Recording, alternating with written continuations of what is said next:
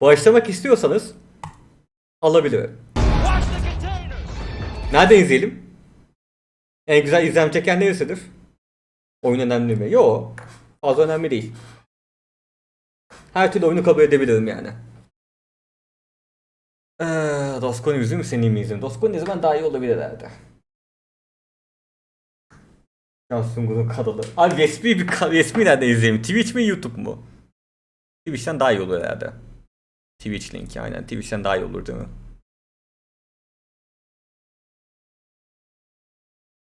Evet 2.50.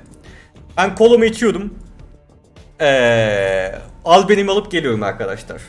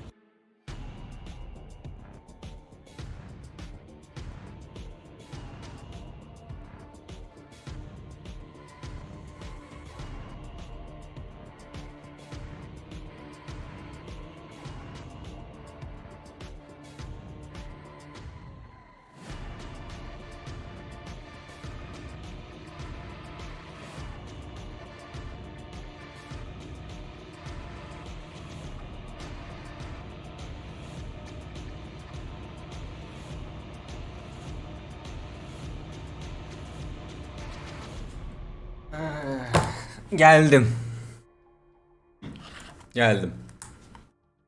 Raffles Chips atakım vazgeçtim şimdi. Raffles Chips yayında yersem söyleyeceksiniz diye vazgeçtim dediğimi bilin.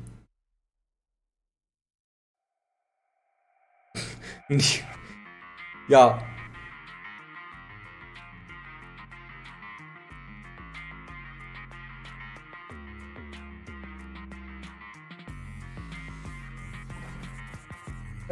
Abi 3 olsam Omali oynar mısın? Niye oynayayım?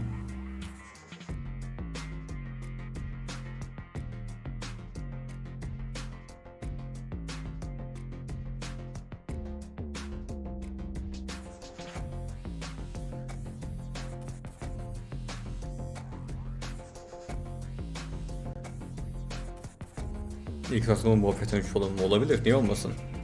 Hatta Xbox sunumu da beni daha çok heyecanlandırıyor. Xbox sunumunda çünkü Gears Collection, Halo'nun Battle modu, Minecraft Steam, GoldenEye 007 gibi şeyler duyacak. Xbox sunumu beni daha çok heyecanlandırıyor bundan neden baksan.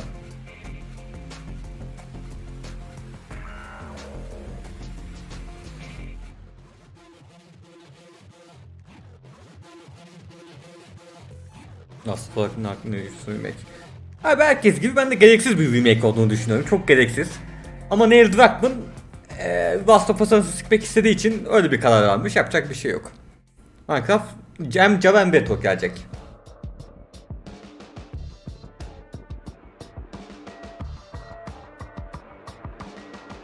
Haydi bakalım neyle başlıyoruz acaba? Persona 3 bilgisayarla mı başlayacağız? Yoksa God of War'la mı başlayacağız? Bakalım.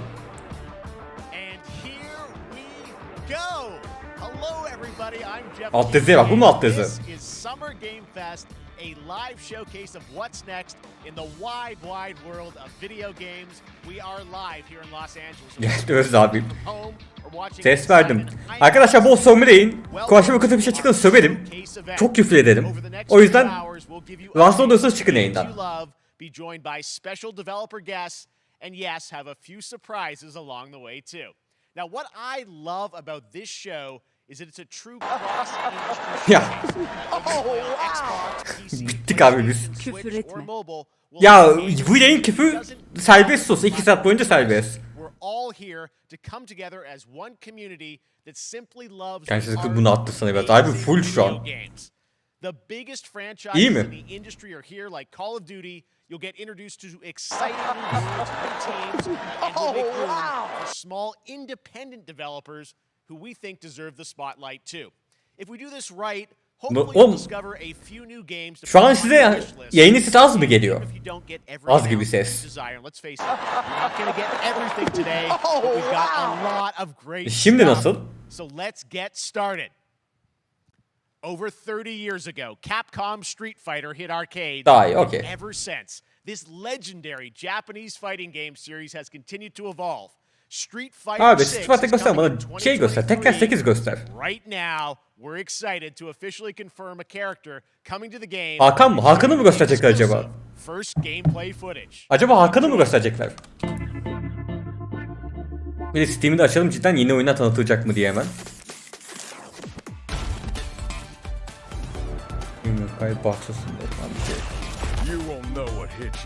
Amerika'nın abi Türkiye kahramanı de ya.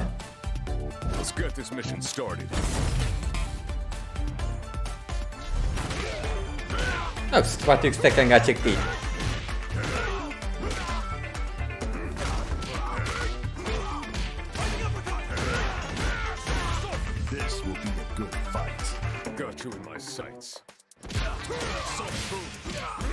Bak kesin ondan yetiştim ben. Yok abi ben bir de ateşli soluna yetiştim sadece.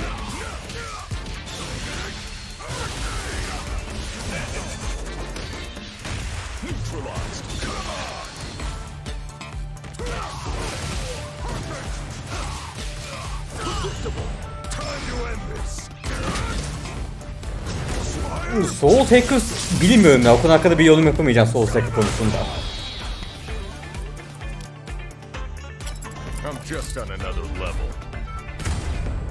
Aynı ben. Oğlum oyunu beni koymuşlar. Ben Tekken'ciyim daha çok. Tekken'de karakter seviyorum. Street Fighter hiç benim ilgimi çekmedi ya. Ama Tekken'de bana verin Eddie'yi. Eddie benim tek aşkımdır zaten. Çok severim. Başka bir şeye gerek yok hayatım boyunca. Tamam hadi Persona 5 bilgisayar. Persona 6. Oğlum cidden ses az gibi lan.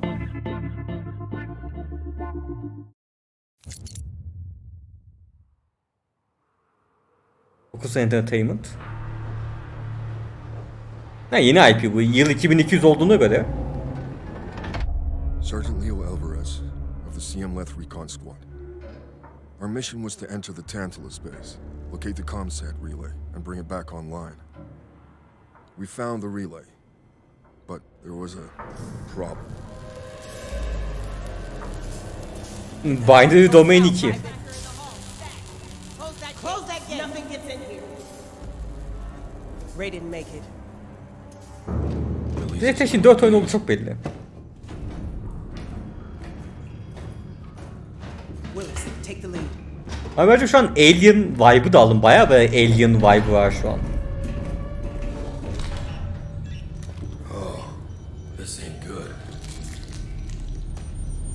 What we found was Alien direkt. Abi son dönemde Callisto Protocol, Dead Space falan çok uzay gemisinde geçen korku oyunu.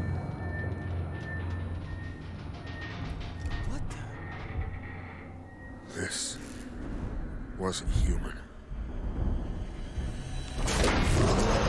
Oğlum cidden Alien'mış. Ama 4 kişi co-op online oyun değildi umarım.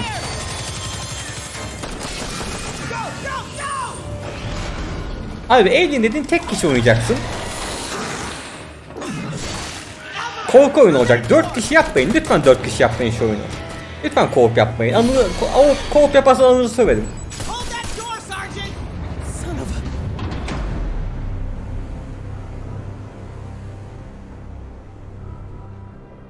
I don't know what I saw in there.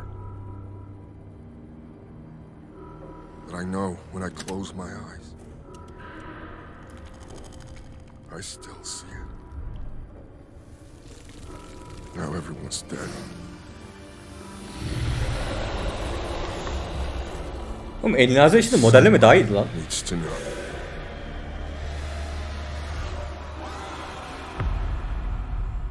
Alien ne çıkacak ismi? Aliens. Dark Descent. Ne? İzometrik mi?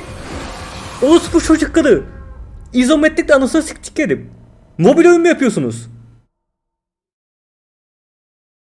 Sizin ben ölmüş annenizi sikeyim. Mobil oyun çıkar. Co-op yapsanız daha iyiydi. Co-op 4 kişi omuz kamerası bile onu bile bu kadar sönmezdim. Mobil oyun çıkardı anasını siktiklerim ya.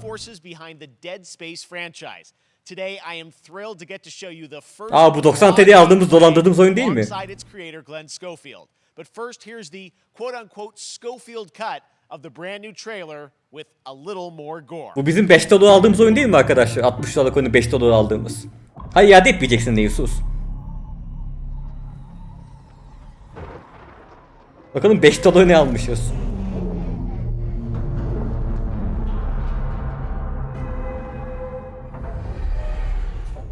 Niye fragman 20 FPS? Take a look outside. Did you know that they call Callisto the dead moon? Dead. Just like you would have been if I hadn't. Oğlum bu Dead Space 3 ama bildiğin. So whatever you're holding on to right there, that's your old life. You gotta let that go. Because your new life is entirely FPS çok düşük. in my hands. I'm just trying to give you a chance at rebirth.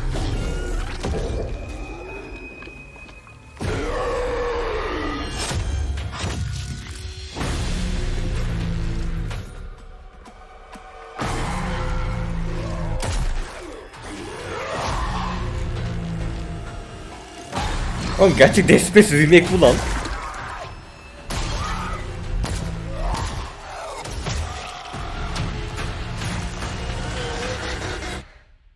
I just love that last part.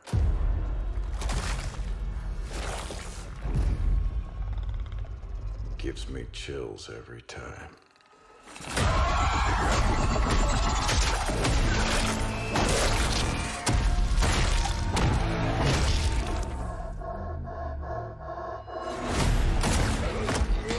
Evet, iki oyunun da çok yakın tarihte çıkması da çok garip yani.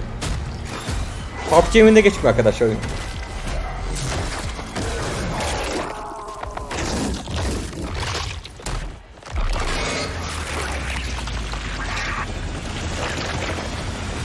Welcome to your new home. Ya alt yazılar cidden çok geç geliyor zaten. Kapattım alt yazıları. İngilizce bilmeyen yallah. Vallahi bu oyun gayet ilgi çekici, güzel duruyor. İlgim var bu oyuna, hadi bakalım. Şimdi konuşma kısmı gelmiş, iyi. Benim de yan sekmeye geçme vaktim gelmiş demek ki. Bir de albeni yeme zamanı.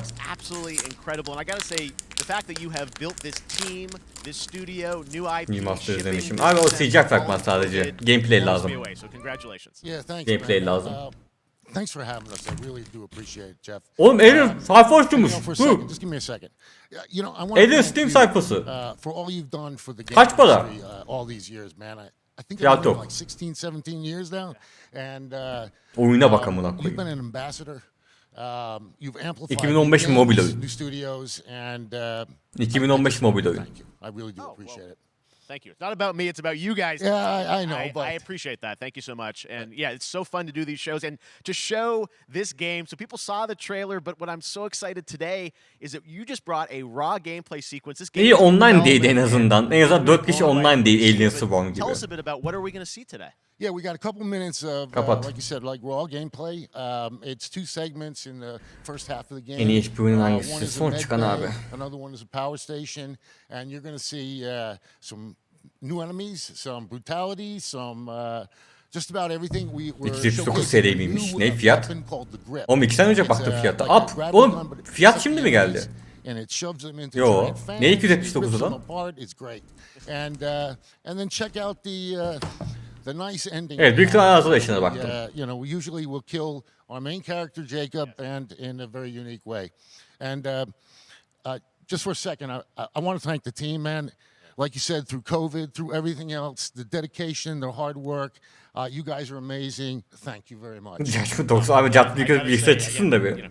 What you guys are shipping this year, this looks like a world-class next-gen game.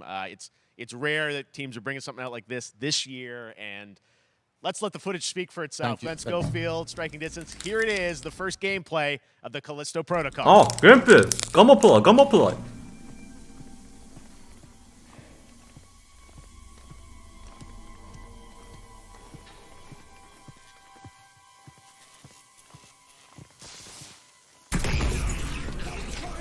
Next gen.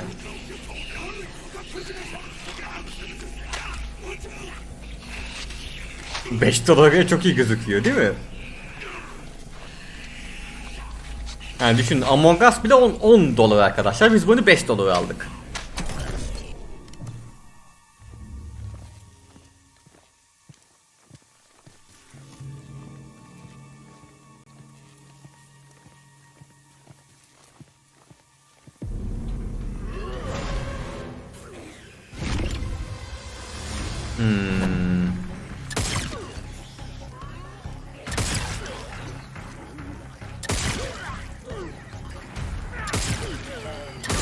Atilla, sen Dead Space 1 oynadın mı?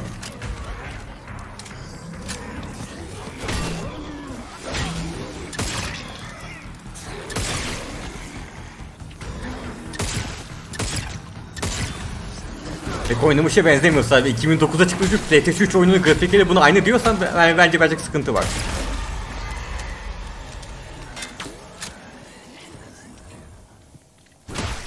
Oğlum Dead Space. Oğlum oyunun sadece ismi Dead Space değil, amına koyayım. Her şey Dead Space. Benim sürekli yaptığım harekette oyunda.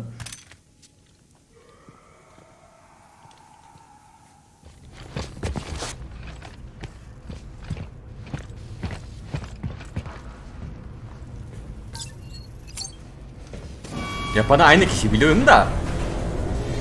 Oyun Dead Space olmadığı için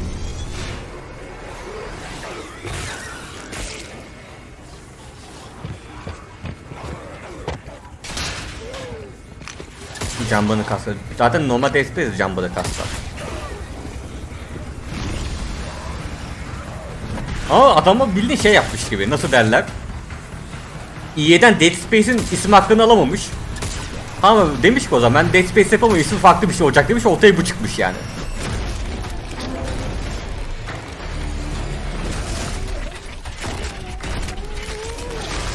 Kontrol ne alaka kadrosu? 2 tane oynuyor hayatında. Kontrol ne? Oh my god. That just happened. All right, moving on. This October, Call of Duty Modern Warfare 2 arrives. Infinity Ward is once again returning to its roots for a modern-day action game, and today we're about to show you the world premiere of its gameplay on a level playthrough. Gameplay. To tell us more, let's head to the port of Long Beach to check in with Johanna Ferris, the head of Call of Duty. Umarım campaign gameplay'dir.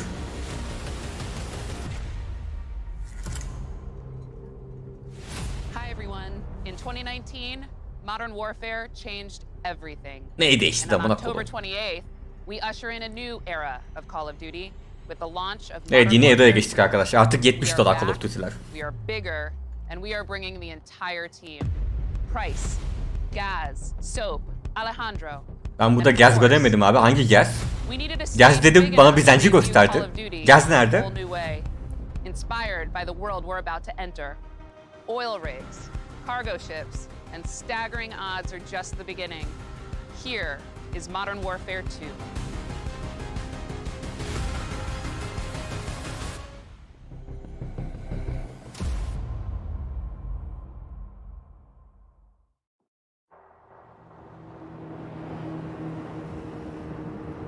Haydi bakalım, campaign'den video. Eyes in the ring.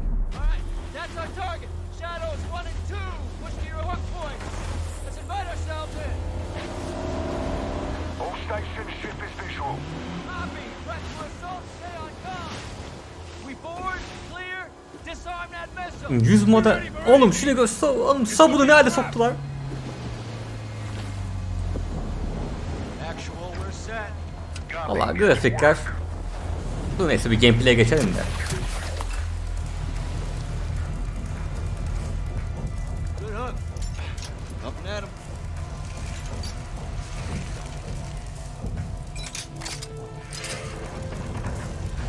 All shadows, the missile is on this platform.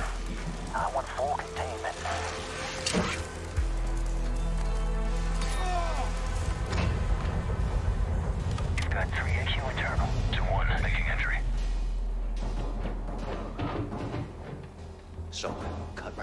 Tamam, şimdi diyebilirim. Grafikler 2019'daki Modern Warfare ile çok bir fark yok. Birazcık hayal kırıklığı. Birazcık hayal kırıklığı. Ya bu Modern Warfare 2'deki mekana benziyor. Coming out. Shadow 1 moving to the southeast stairwell. Squatters right side.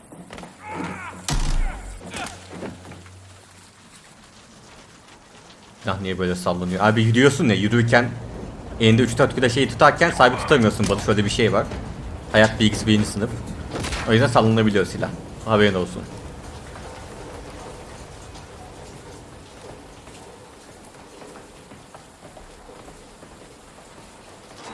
Balcony door on top.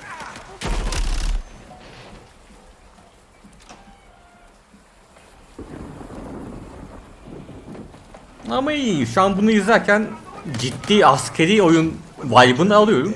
Ki istediğim de bu Call of Duty'den zaten. O yüzden şu anlık okey. Abi yağmurda ne var?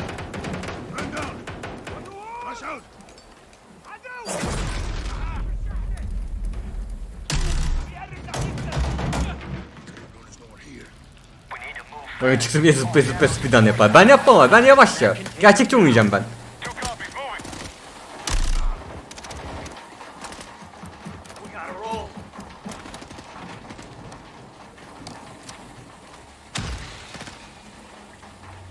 Shadow 1, ghost. Visual on flares coming from the ring. What's your status, over?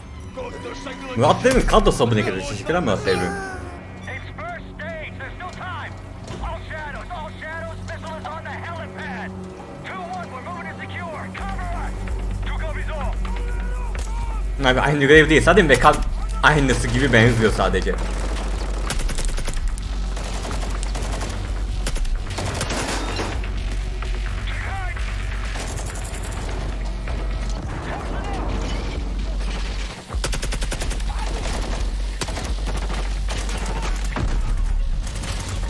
Lan ne kadar uçtu lan adam.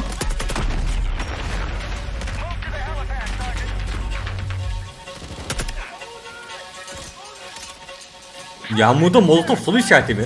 Oğlum siz sönmek için o kadar saçmalıyorsunuz ki bazen.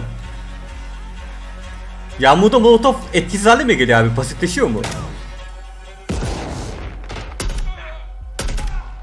Clear.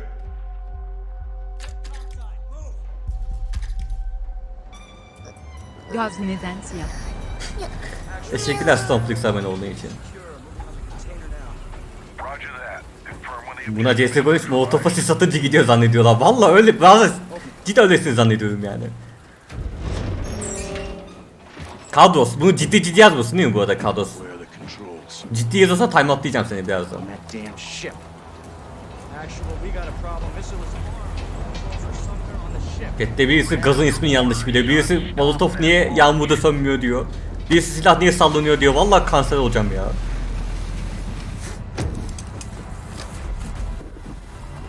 Let's go, let's move out. Go! This is Zero 1 back in the water, inbound to your position. Solid copy. We're taking effective fire. The LZ will be hot. Roger that! Once we're on deck, we push to the bridge. Fast! Secure those controls. Stop this vessel, yep? How do we board? Take the ramp! Yok böyle bitmez ya.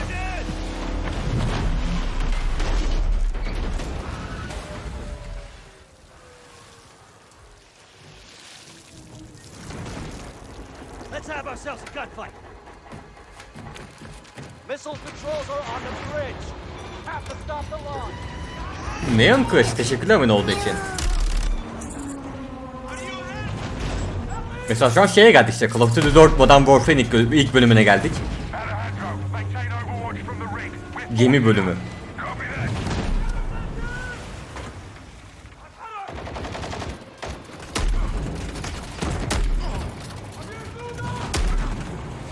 Moving. Reloading. They're forcing out.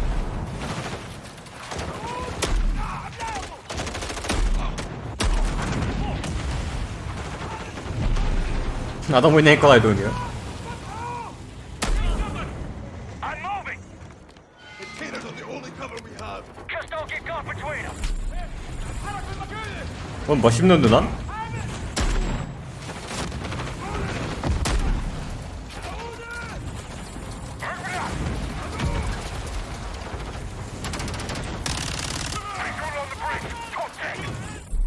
Entry on the third. We have to get to that door. Check your corner.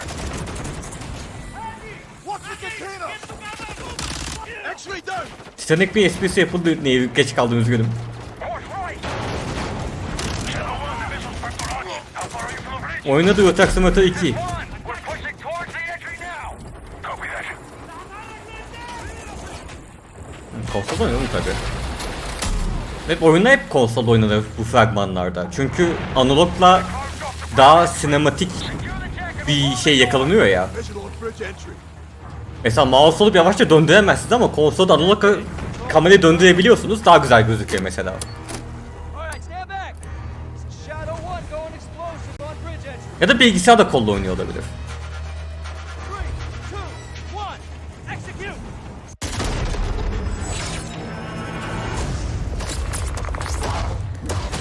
Evet.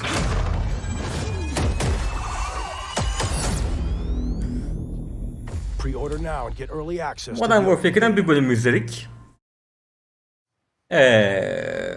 That's what we're talking about. And joining Bunlar us boş now, boş up konuşacak from zaten. Long Beach, Johanna, great to see you. How's everything? It's great. Valla Great to have you with us, and also ne yazık ki bu oyun PlayStation 4'e çıkmasının we saw the first gameplay. küfrünü yiyecek gibi. Çünkü o grafikler nereden baksan 2019 aynı gözüküyor MV 2019'da.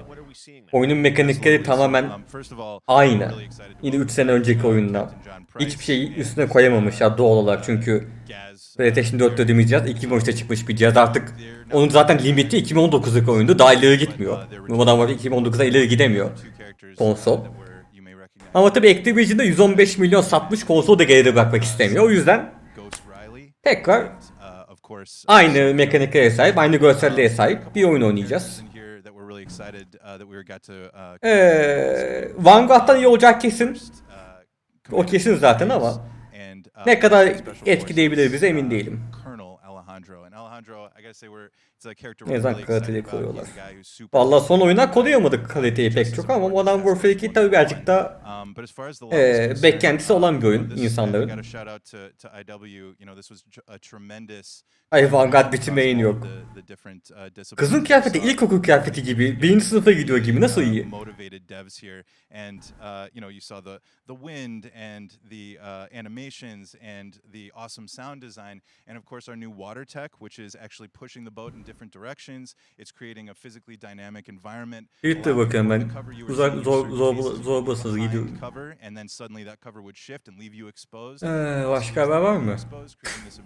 Abi bir cidden bir tane kaldı bu arada. I'm very excited. Just can't wait that. Cidden bir tane kaldı. Ghost of Tsushima'da zaten 2023 başında geliyor. 2023 başında buradaki tüm oyunlar bilgisayar olmuş olacak yani arkadaşlar. Gerçi Last of Us Part 2'den bahsediyor da Part 2 de gerçek bilgisayarı zaten. Yeah, O yüzden thank you for önemsiz. having us here. We're just so excited for October 28th. It's such a big moment, not just for Modern Warfare 2 and everything that Jeff and the team at Infinity Telefona meraktan Apex indirdim. Herkes bot. Olmasa oynanır aslında. Tronic teşekkürler abone olduğun için ama mobil oyun ölmesek daha iyi olabilir Tronic lütfen. Mobil oyun ölmek için yanlış yerdesin. built all on one shared engine now across Warzone and Modern Warfare 2 going forward. Of course, there's a lot of chatter and interest about the new Warzone experience. We're affectionately calling it Warzone 2.0.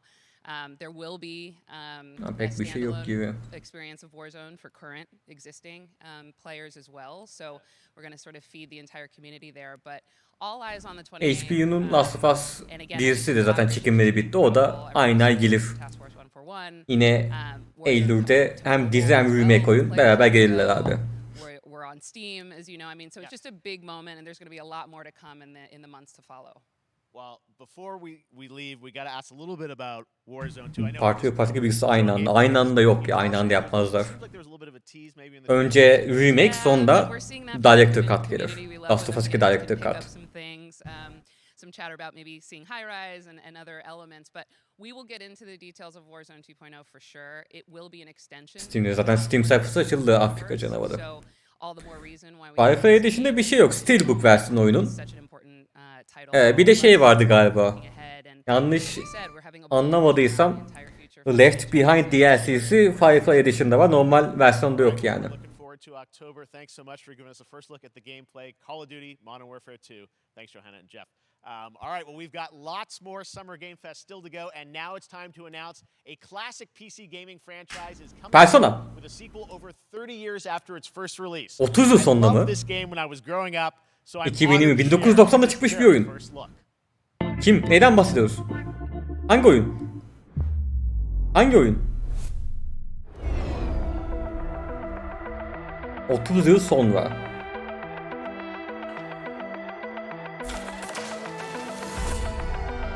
Neyin dönüşü oğlum, bilmem ben bu oyunu. Abi 30 yılda yoksa pek ikonik değildi, söyleyeyim onu şimdiden de neyse.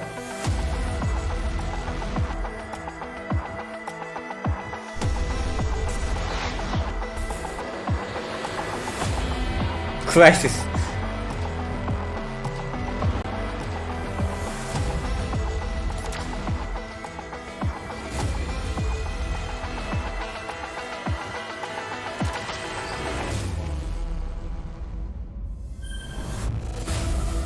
Flashback 2. Flashback 1. Kim bilen var mı? Sanırsam chatte bu oyunu bilen pek kişi bile yoktur. Değil mi arkadaşlar? All right, let's turn back time. Back Yeah. in 2017, we announced Witchfire at the Game Awards. Almost Boş. 5 years later, I am so excited that Sanırsam oyunu popüler sandılar. Gerçekten öyle bu arada. has put together an Ya Barış, look bir tane gameplay vuracağım. of this dark fantasy first-person shooter which will enter early Flashback access 1 izin soon. müzik çıkıyor. I am so excited to play this, and I bet you will be too after you see this. 50-60 yaşında bu mu? Bu ne? İlgimi çekti, bir saniye. FPS, silah. Dur, ilgimi çekti hocam benim, bir saniye bekleyin. Ne bu?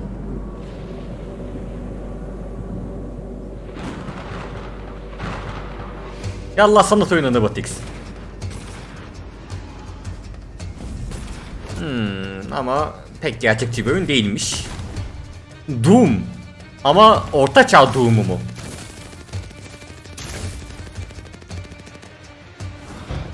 Dark Souls FPS. Cidden Elden Ring FPS lan. Elden Ring ortamına da benziyor bu.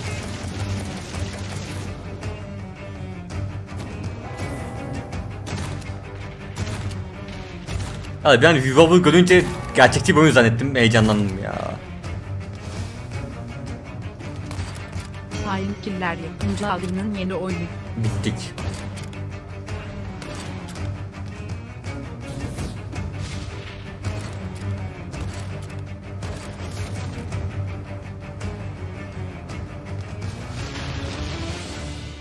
CSGO Sasuke burada duyulsa komik olmaz mıydı? Bu etkinlikte.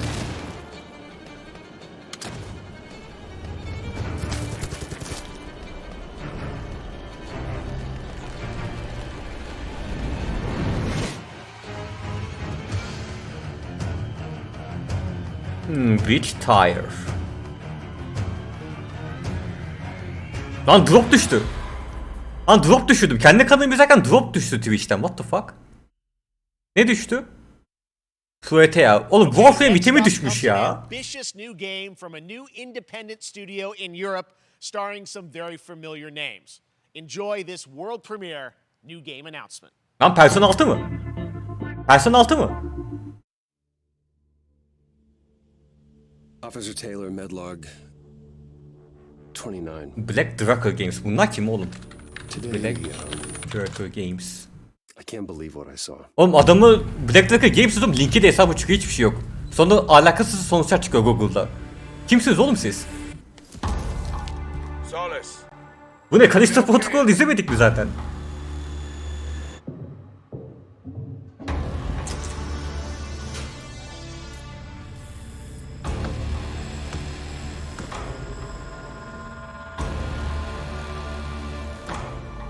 Oğlum böyle uzay gemisi tarzında yerde geçen omuz kameralı korku oyunları çok fazla artmadı mı son dönemde? Herkes bir Dead Space yokluğu çekiyordu. Niye tüm oyun firmaları aynı oyunu yapmaya başladı?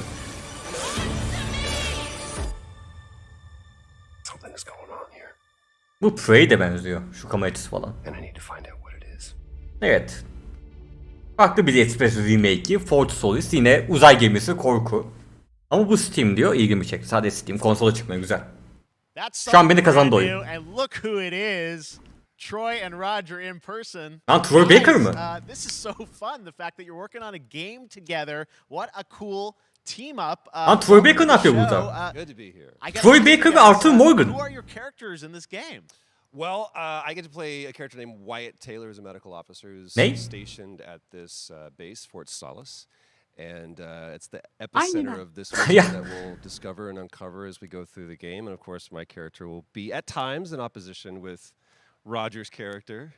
The battle we've been waiting to see. Every once in a yeah. Oh, man. We can't wait to show you what we've been working on. And by the way, Jeff, this looks awesome, man. It's so great to be here. Thanks for having Arthur Morgan ve Booker David aynı oyunda ne yapıyor? Another game. I mean, it's feel like this is your first game since Red Dead 2. One of the first major ones for a while. And I play a character by the name of Jack Leary. He's a maintenance engineer on a remote Martian mining post. Okay. And his job is to make sure that none of the equipment breaks down while it's on their graveyard shift. The graveyard shift meaning Mars and Earth are really far apart from each other and their orbits around the sun. So help. Her an Dacia söyleyecekmiş gibi hissediyorum. I gotta ask. I think a lot of people will see this thing and they'll probably wonder. It's a new team, right? Independent studio in Europe that's making this, but with huge production values. Bunu soracaktım. How did you guys get attached to this? Tell us a bit about the background. I will say that 2020 to me was the most impactful year for games. It was the first, obviously we had this unprecedented event with the pandemic and that forced the way that we looked at everything as a society, but also the way this industry functioned. But it was also brand new consoles. We had more tools that were being made available that were leveling the playing field between like the AAA studios and the indie studios of the AAA studios. Okay, chat'te spoiler vermeye dikkat edin. Just like Teşekkürler. anybody else, we got reached out. James Tinsdale with this brand new studio said we'd like for you to consider being a part of this game, and he walked me through a very brief description of what the experience was going to be like. And in the very beginning, he said, we want this to feel it's a tight thriller. We want it to feel like Dead Space meets Duncan Jones' Moon, and I was like, sign me up. I'm into that, absolutely. And full like performance capture and everything. Ah, right? yeah, Absolutely. New studio, brand new energy, and of course, I get to work with one of the best of the business. And me. I get the privilege Who's the other of getting to see this guy and watch him in action. I love to work, and I love the challenges and all the new innovations that this medium provides to performers. We can't wait to show you what we've been working on. I think it's going to knock I guess your I've socks seen off. some of the behind the scenes and the performance capture, Unreal Engine 5. I mean, it looks absolutely phenomenal. Can you give us a hint about the gameplay? Like, what are we going to do in this game? Yeah, the verbs are always important. So we're going to let the game speak for itself. We'll be showing you more later on. But this is a game where you as the player are gonna be exploring, discovering. Like we said, it's a very tight thriller. So you're moving very fast-paced through this world. There'll be multiple locations, multiple ways for you to traverse, which we're excited to show you about. And then the narrative is a huge element to this. They didn't waste any resources on the performance for sure. I got to tell one quick story, if I can. That was one of our favorite moments. There is a lot of action in this game, and that was at the forefront of this. And to speak to the performance capture aspect, we brought in an incredible, I got to give him a shout out to Nathaniel, our stunt coordinator, who walked us through and really approached this in a completely different way than anything I've ever done before. And he says, I want to know the story of this fight. And so Roger and I sat down, we said, these are who our characters are. And he goes, give me 1 hour and I will come back to you with the story of this fight. And after an hour, he comes to us and he goes, it was like a recovery program. It was 12 steps. And he walked us through this incredible fight. And about halfway through it, I started tuning him out. And I was like, hey, man, I just want to let you know I've got no ego about this, but I can do a lot of things, but I can't do this. And he grabbed me by my shoulders and he says, oh, you can. Birazcık uzun mu sürdü konuşma It's going to bastı? be glorious. And we did. And we it's did. like a dance. There was a lot of trust, and it worked out. Yeah, I mean, we're big, excited big about it. stunts. I mean, this is so cool to see. It's an independent studio doing this, teaming up with you guys. We can't wait to see more. Troy, Roger, thanks for joining us here. Happy to be here. Allah arkadaşlar, bu küçücük yeni kurulan stüdyonun nasıl Keeping up with the space theme, it's time to world premiere a very exciting new game, which will feature a musical score by industry legend Persona. Mick Gordon. This one is going to grab you, and we are so honored to debut it. Persona 6.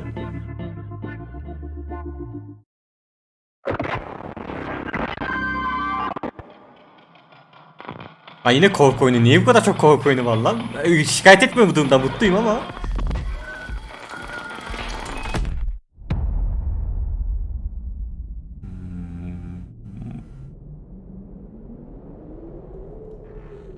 Çok ilgimi çekti şu an.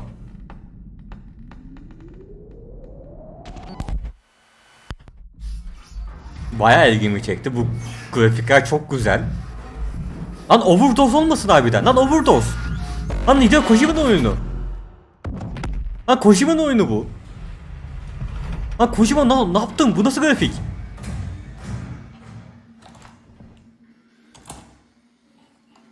Hayır, Atomic Heart değil abi, Kojima, hayır.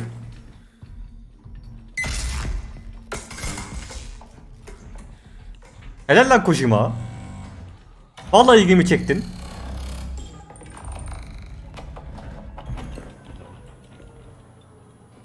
Fatal Frame gibi sadece kamerayla göre... Pardon, değilmiş.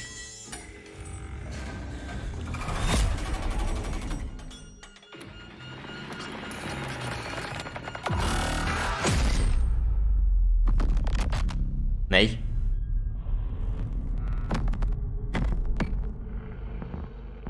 Ha?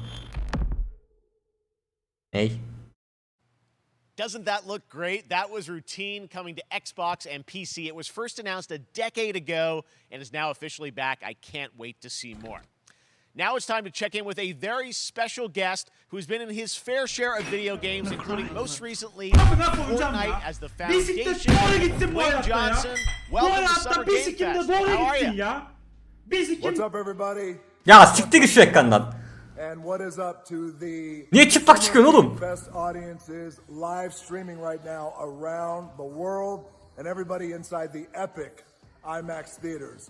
Dwayne Johnson here coming at you from Paradise. Bu adam It Takes Two'nun filmini yapıyor, biliyorsunuz değil mi? And smelly Iron It Takes Two ve bu adam.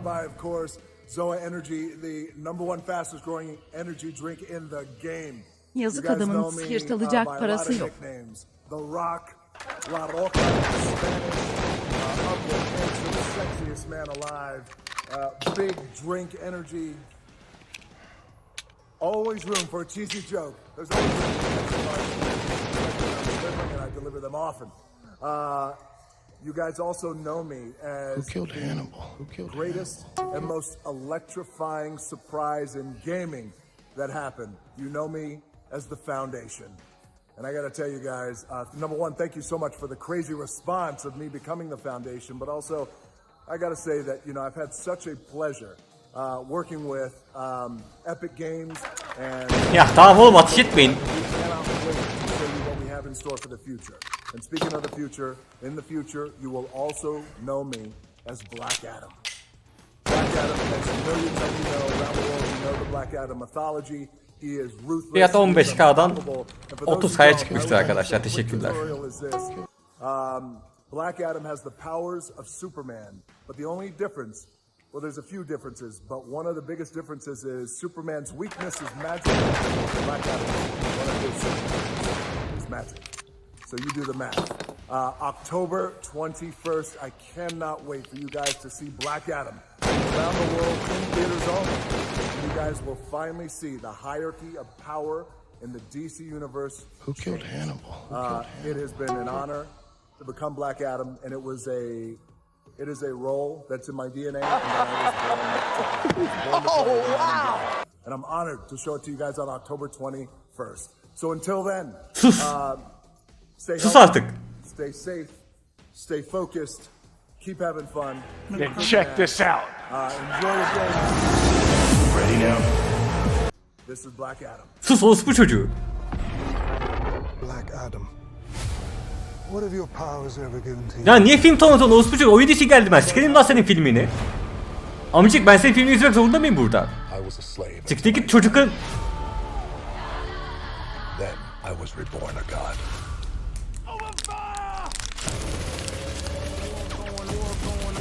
Gelin ben size daha iyi bir şey açayım. Ben size daha iyi bir şey açayım, gelin. Merhabalar dostlar. Bugün GTA San Andreas'ta haritanın hiçbir yerinde bulamayacağınız ama oyun içerisinde sizin acayip işinize yarayacak bir şeyler göstereceğim. Bunlar neler arkadaşlar? Çok özel, acayip güçlü olan arabalar. Yani kurşun geçirmez arabalar nedir ve nerede bulunur? Evet, ilk gizli arabamız arkadaşlar Los Sepulcros diye bir görev var. Bu görevde bulunuyor. Bakın şimdi bu göreve doğru girdim. Bu görevi şimdi hatırlayacaksınız. CJ Smith'le birlikte konuşuyor ve Ballas çetesinin... Bu ne?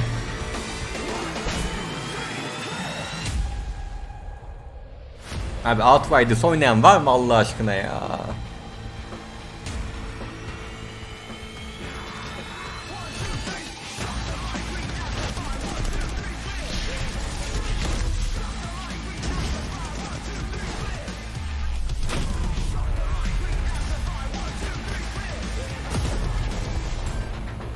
Atmayın efekt ise izliyoruz adamları.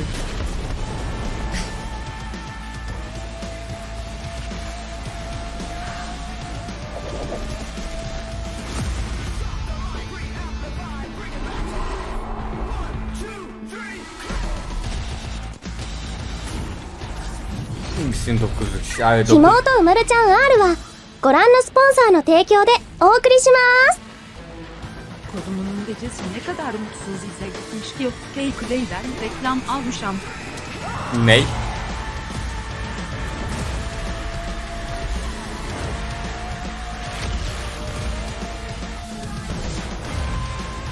Ha oğlum DJ deyince aklıma Discord geldi diyorum. Discord ne alaka?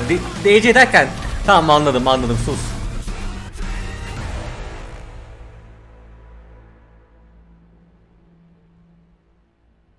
Kimsin umurunda siktirin gidin. Kimsin umurunda siktirin gidin. Hadi Persona 5 bilgisayar portu. Hadi geldi zamanı.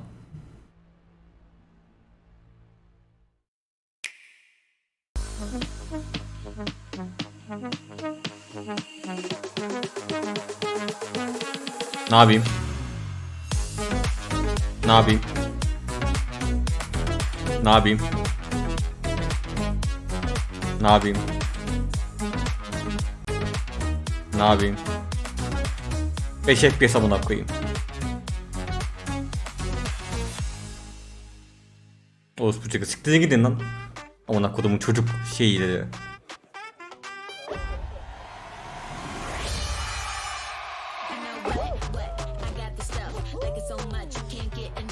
Bu ay sonu lobisi atacağımız oyun değil mi?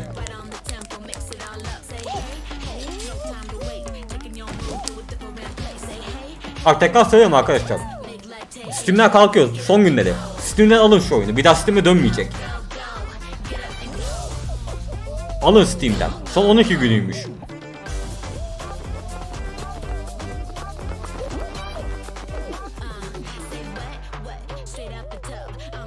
Oynamayacağım ki. Abi belki 10 yıl sonra oynamak isteyeceksin. 10 yıl sonunda. Fall Guys girmek istedin. Ne yapacaksın?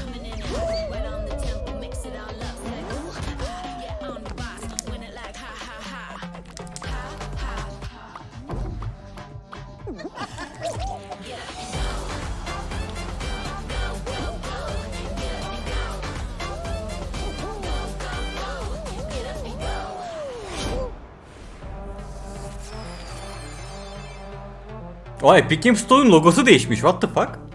That was so fun to see Courage and Ray in that Fall Guys piece, and you can play and download Fall Guys for free starting June 21st across all platforms including Nintendo Switch, Xbox, PC. Lan 300 bit. Lan zengin olduk. Back to another new game announcement. ト We're イ going ー to ハン announce a チアー brand ド new game and X300 universe from a new team of legendary developers. Check this out. Toyhan teşekkür ederim 300 bit için.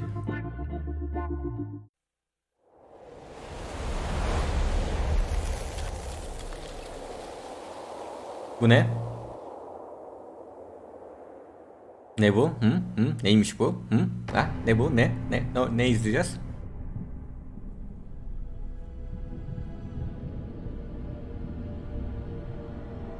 Discovery, this is Command.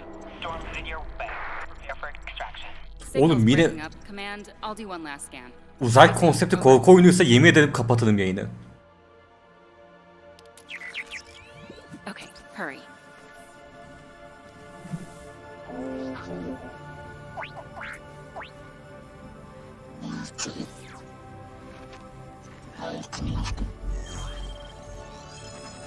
Now we're talking.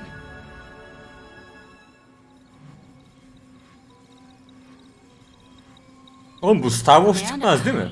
Maybe onto something.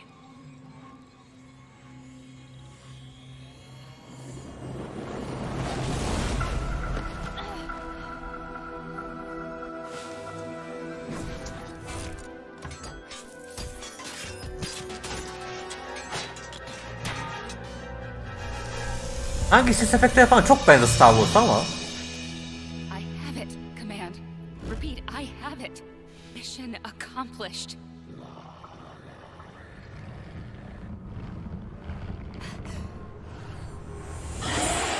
Tam değilmiş.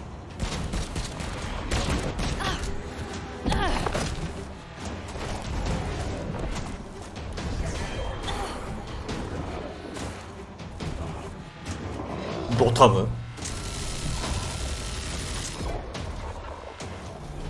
Hang tight, Doc.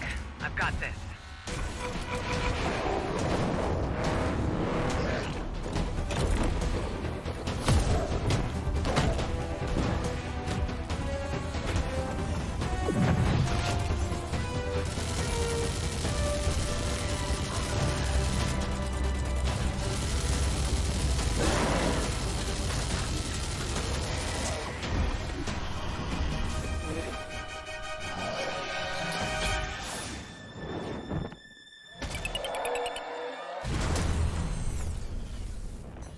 Glad you could make it. We gotta move. Now. There's a storm coming. And hell's coming with it.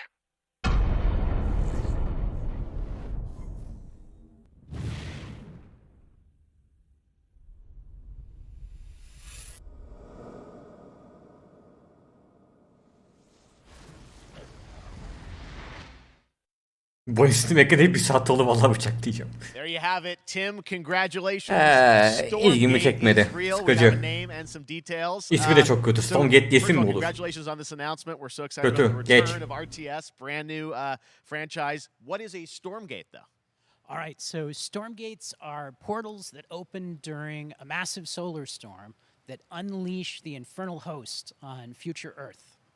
Okay. And we saw some hints of some. I mean, you know, you guys. Linki mi tıklayayım, hangi link? Nerede link mi atıldı? You know, tell us about the size. Ha, oyunun linkini diyorsunuz. Yeah, we're unveiling our Beta'nın first 2023. two factions today, but there will be more.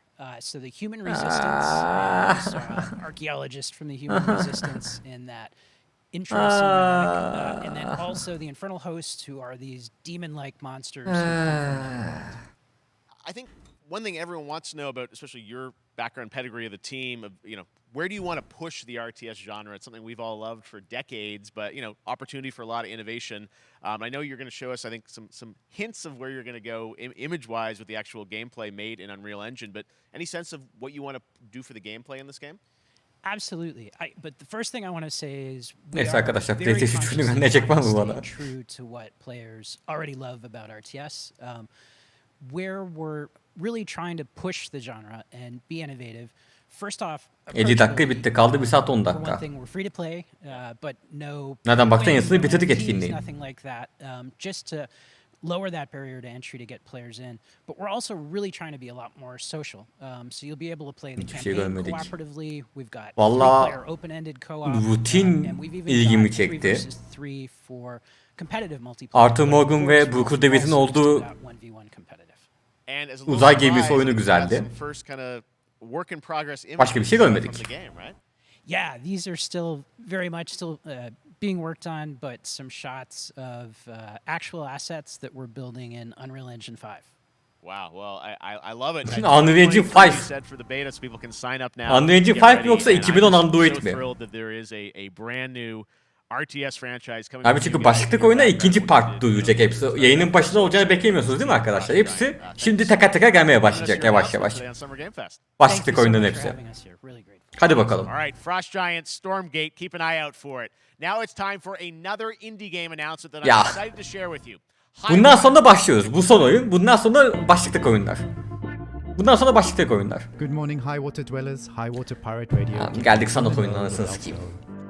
Alphaville authorities continue to deny false rumors that Alphaville elites are planning to evacuate to Mars. True or not, the one thing we can't deny is that the world ended on a sunny day. The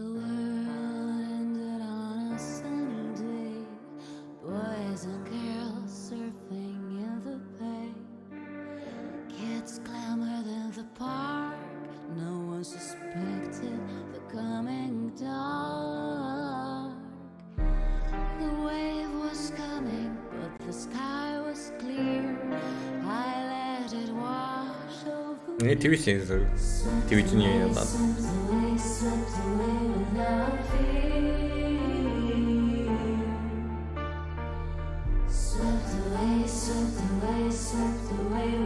Of abi ya, sanat abi. Abi derin oyun, hikayeli oyun abi. Ben çok etkilendim abi. Bu oyunu oynarken hayatım değişti.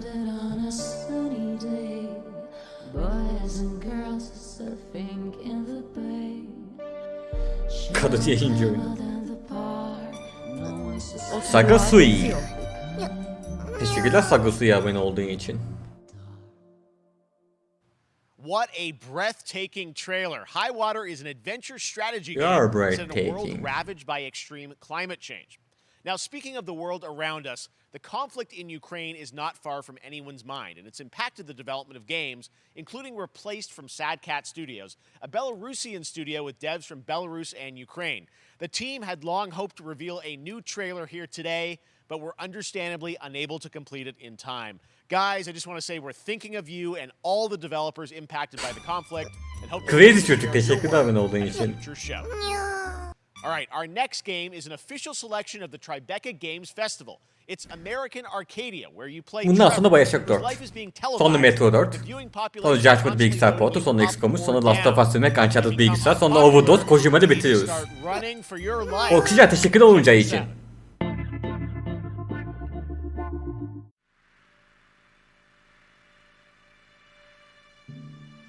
Picture a city where technology and science Bu go ne? hand in hand with fun and entertainment. My grandfather, Elijah Walton, had a dream to build the city of tomorrow. That dream is now a reality, and that city is Arcadia. A 43 square mile metropolis where each and every citizen enjoys a life of luxury and comfort. Ne yapacağız bu oyunda? Broadcast live 24 hours a day, 7 days a week on every digital platform. American Arcadia. Control. Subject on the run Sims gibi on bir camera şey 4025. Interrupt broadcast değilmiş. immediately.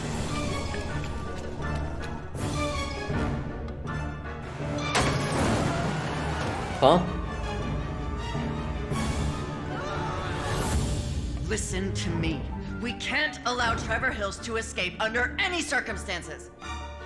Trevor. Trevor, can you hear me? Be careful and don't make a sound. Don't worry. I'm going to get you out of there. Vallahi farklı bir şey duruyor. Farklı bir şey durduğu için bir şans verebilir. Son Davut Hakan. sivrilerini PC'ye getiriyor ama amına kodumunun aklısı Persona 5'i PC'ye getirmiyor. There's trouble in paradise, and watch out. You don't want to get bitten. After many years of rumors, we finally get an update on this much anticipated sequel. Teşekkürler Davut 8. ay için. Neymiş lan bu oyun? Tamam, beni kaybetti bile, kapatalım mı? İzlemeye gerek var mı? Ne açayım size? Recep İvedik açayım mı? Dead Island 2 olma... Dead Island 2. Dead Island 2. Niye aynı fragman? Niye 2014 fragmanı aynı fragmanı yayınlıyorlar?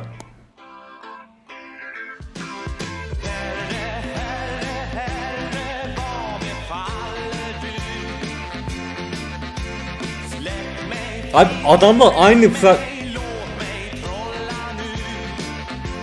Ama burada seksi savaşı bir kız yok muydu?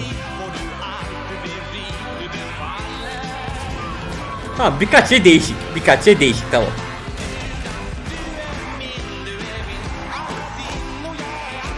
Geçiş simülatör değil mi? Dur bir saniye. 妹うまるちゃん R はご覧のスポンサーの提供でお送りします。 Titreyenleri bir ve çağırıyorum. Uçak tabanca yok, hayatını hastane masrafları karşılanır. Abi cidden Keçi Simulator 2 miydi bu?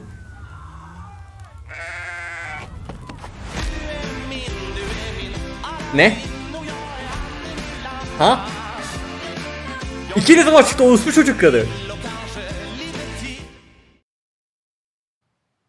There you have it. That was Goat Simulator 3 and it's coming later this year to the Epic Games Store. Ananın amının stoğuna gir. Marvel and 2K announced Marvel's Aa, yine geldi çocuk karavanı. Bana müsaade, ben kalkayım. Games, the studio behind XCOM and Civilization. Heroes from the Avengers God and Simulator 2. Supernatural. Cidden 2 yaptık 3'ü mü çıkartıyor bunlar? Evet.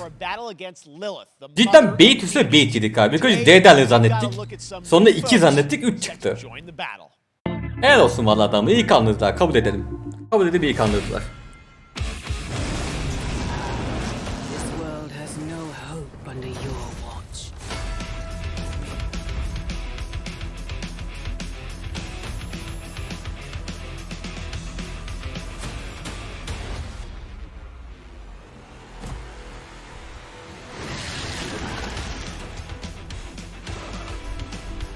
Oğlum vallahi çok iyi bir ettirdiler.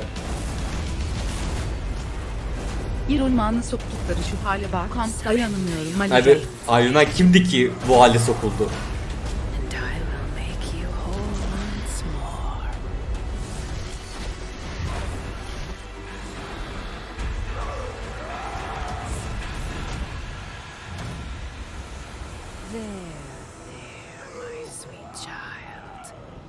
Mother won't hurt you.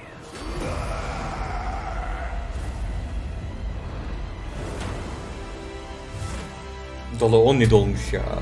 Ne olacak bu ekonominin hali? I'm gonna need some backup. Hayır, Spider-Man bile ilgimi çekmez bu oyun olduğu sürece.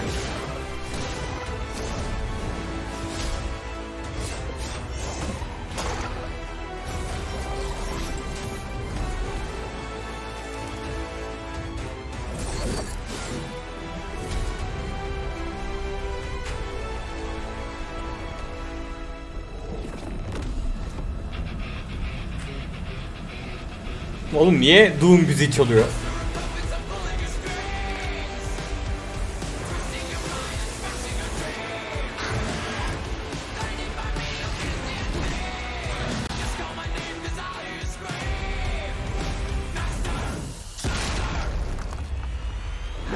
Bu ne, çakma Hulk mu?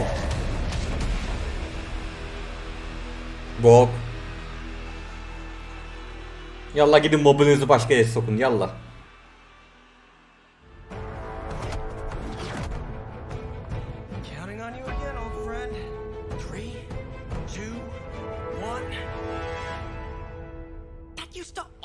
Work.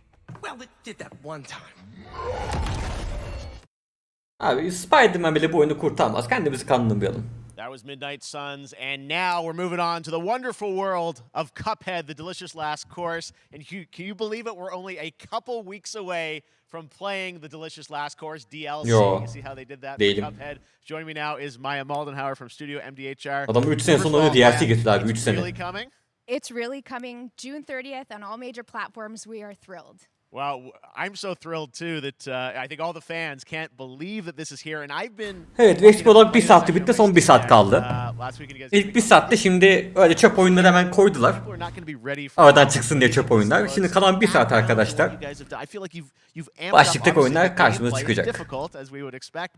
The visual look, you guys have taken it even to the next level, which I didn't think was possible. Yeah, we absolutely did. I couldn't pinpoint one thing that we're proud of in this because we really honed our craft, took everything to the next level from animation, the backgrounds, the music, gameplay design, and of course our new playable character, Miss Chalice. I'm very proud of her. Chalice is fun to play as, and even though this is a DLC, it feels like it's its own game inside of Cuphead. It is, definitely. Yeah, you just get on the island, and there you are off to this new territory, which is amazing. Yeah, it's our biggest island yet. Super-sized bosses, lots of secrets to discover. Don't let any rock go unturned. Yes, and lots of challenge ahead. Well, I know you brought. I know you don't want people to necessarily have too much spoiled about the game, but you brought a little something for people. A little something, yeah. It's a brand new gameplay footage of one of our new bosses, Mortimer Freeze. It takes place in an icy arena, and features some of my personal favorite attacks and transformations. hope everyone enjoys it. All right, let's check it out. Cuphead, the delicious last course. Next, Smile.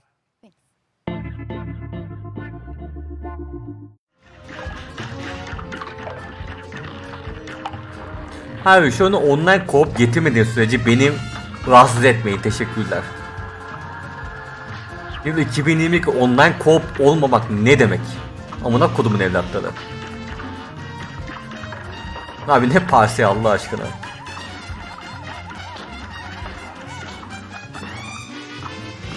Bu oyunda online co-op yok abi. Arkadaşlar oynamak için aynı evde olman lazım. Ne demek bütçe yetmemiş? Öyle bir şey mi var? Bahane mi var?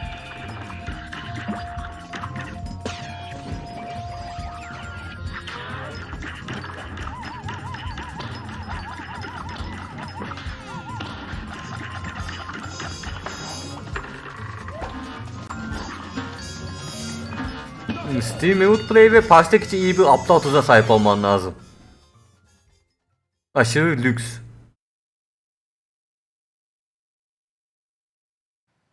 Now, if you want even more Cuphead, and who doesn't, tomorrow we will show you an exclusive look at Season 2 of the Cuphead Show when I co-host Netflix's Geek Week. Abi kim izliyor bunun çizgi filmini? Sikeceğim çizgi filminizi. At 10 a.m. Pacific, 1 p.m. Eastern. And that's not all. There's more Summer Game Fest all weekend long. Coming up next is the Day of the Devs Indie Showcase with I Am 8-Bit and Double Fine, then Devolver's Marketing Countdown to Marketing. Tomorrow after Geek Week, there is the Epic Games Store Showcase at 11 a.m. Pacific, 2 p.m. Eastern. With Epic Games Store Showcase. And the Tribeca Games Showcase. And Sunday, don't miss the Xbox and Bethesda Game Showcase with a look at the future of Xbox. En güzel showcase bu olacak bu arada. Now we have some exciting news for Nintendo Switch and PC fans about Neon White, a game where you play an assassin from hell who slays demons for the chance to ascend to heaven. Soul Hackers 2 değil mi bu? ひもとうまるちゃん R はご覧のスポンサーの提供でお送りします。 Recep ile takipçi ikramesizletme. Öyle yaparız abi merak etme. Valla bu seri hakkında hiçbir bilgim yok. Sinners plucked from hell to do God's dirty work. But I'm finding it hard to believe we're in heaven.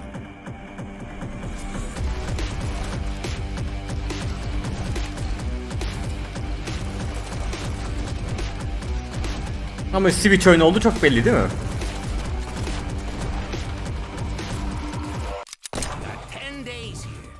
Xbox sunumu abi Murdochist. You think you can win me over by showering me with gifts? Good thinking.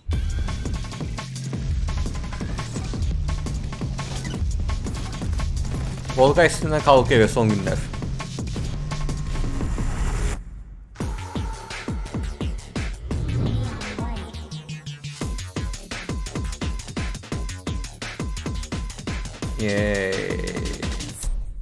Tamam. Hadi bakalım.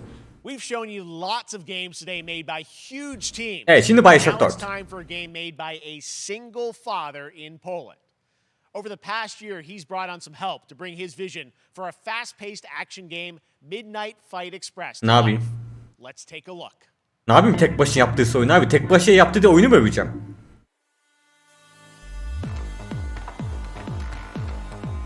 Oyunu gördük mü önceden? Bu oyunlar neye am? Well, it's time, partner. Time to rise up. Together.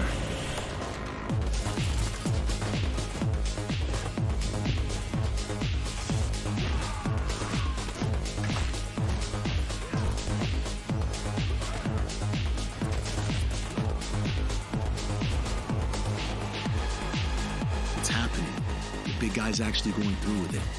While I sat at his side, seeing lives as dollar signs, I had the stink of corruption all over me. And you know who put it there? Nah, not him. Me. Well, Umarım Fortnite dansı değildi bu. Neither are you. Tonight, we wash this whole damn city down.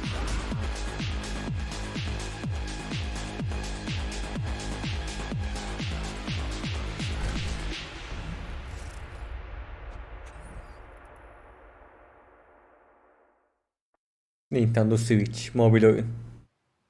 Such a cool game, and I'm happy to announce that a PC demo of this game is going live right now on Steam and will be part of the Steam Next Fest next week. I really want more playable games to get in the hands of you guys at home, and that's one of them. Check it out. All right, joining me now is Megan from Digital Extremes. Tamam, kimse siklemediği başka bir oyun geldi arkadaşlar. I'm so good, my fellow Canadian. I know. O yüzden 2 dakika mola verip yan sekmelerde Facebook'ta, Twitter'da, Instagram'da, TikTok'ta dolaşabilirsiniz arkadaşlar. Ben TikTok'uma girdim bile. Bakalım ne var bugün TikTok'ta. And I know right now anyone watching on Twitch for more than 30 minutes, this show is going to get a special Twitch drop, right? That's right. I already have seen people getting it. It's very exciting. She's right there.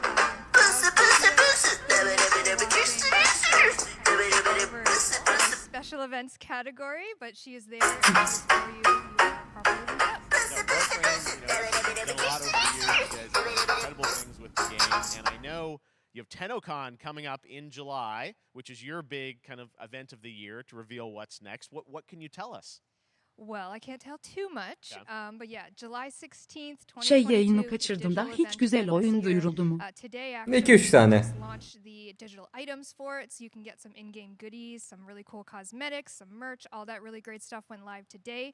But of course, the reason I'm here is to, kind of debut. We have our Tenno Live during TennoCon, which is our big reveal of the night, and we usually do a little bit of a gameplay, a little bit of a demo, and I think a lot of people can suspect what it might be, but I'm here to kind of confirm what it is that Tenno Live is featuring. What is that?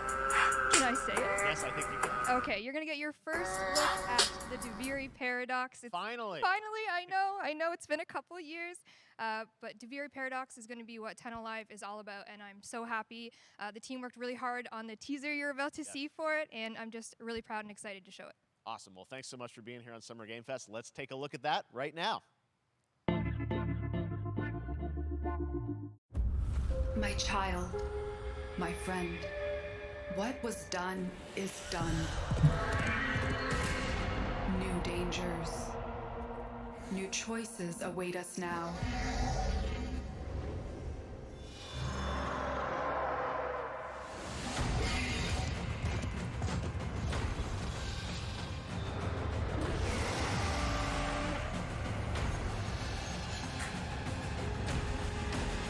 Telefonumu bakmama gerek var mı? For now, dream of who we were and of who we have become.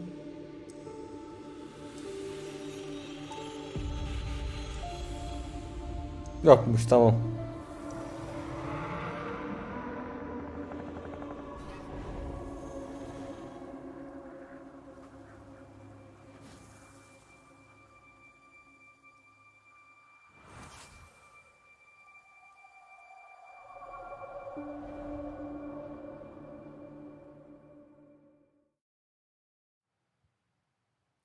Next, it's time for a new look at Honkai Star Rail, an upcoming open-world space RPG. Anime. From Genshin Impact. Savaşı kız var mı? Hoyoverse across mobile and PC. This studio continues to deliver, and this new trailer reveals for the very first time a new and exotic realm players will be able to explore.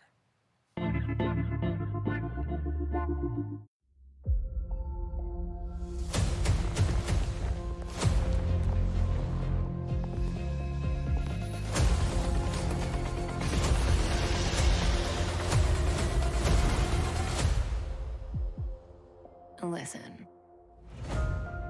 You are in a daze right now. You don't know who you are. Gençsin ama uzayda abi. None of that matters. In the near future, you will encounter many perils. You will meet companions who treat you like family and embark on unimaginable adventures.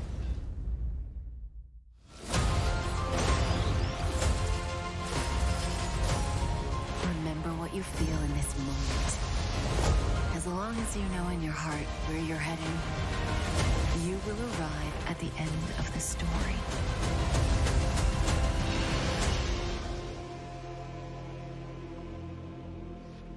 That's the you I love. Fanat çizimine çok heyecanlı.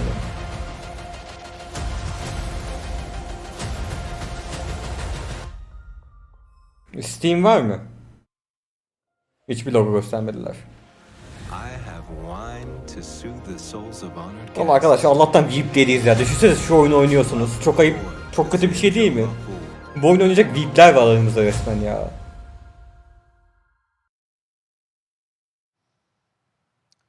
And that's not all from Hoyoverse. Ama başka ne oyunu? I'm excited to introduce you to Zenless Zone Zero, their next major new IP. It's a Bu ne? futuristic urban action game. I have to say I'm blown away by what I've seen so far. It was announced a couple weeks ago, and it has the detail of Genshin Impact with a fast-paced action style. Here is the world premiere of a brand new look at Zenless's notable characters, armed enemies, and world of danger. Abi daha One Piece'te konuşacaklar ya. One Piece'te bu 5 dakikamızı yiyecek.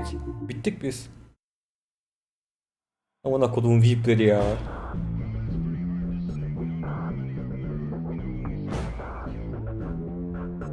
ひもとうまるちゃん R はご覧のスポンサーの提供でお送りします。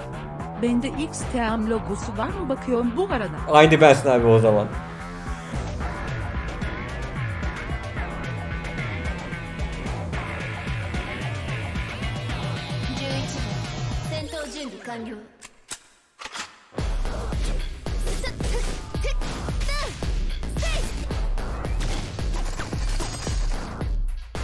Tam Metal Gear Rising.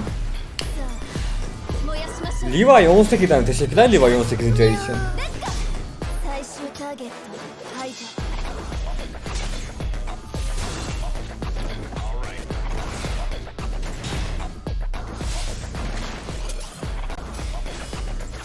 Gidi kız.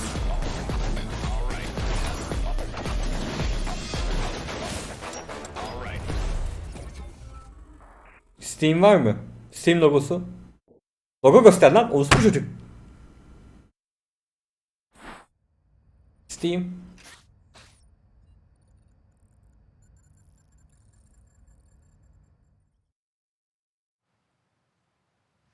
One of my favorite reveals last year was TMNT Shredder's Revenge, which reminds us all of the Turtles arcade games back in the day. Well, it's nearing the end of development, and the team wanted to use SGF as a way to reveal Abi hadi çıksın bu artık ya.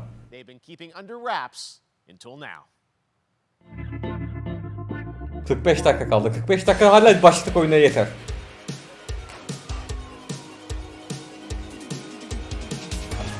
Bu May'in yavuklusu muydu? May diyorum, April. Neydi lan bunun ismi?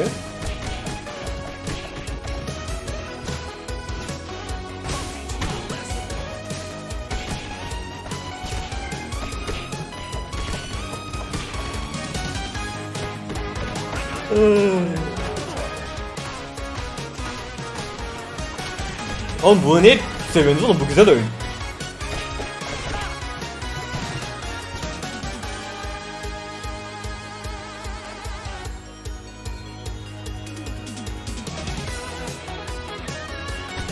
Altı kişilik.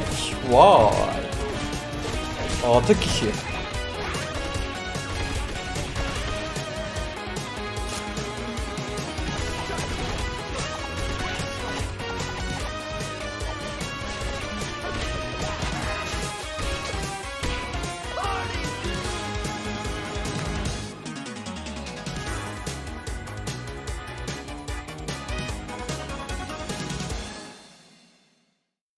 Hadi çıksın abi lütfen.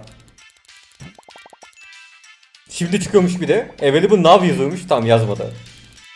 16 Haziran.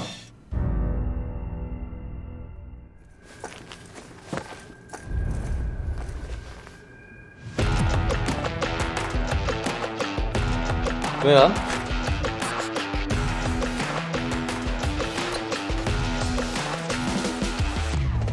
Ne lan bu?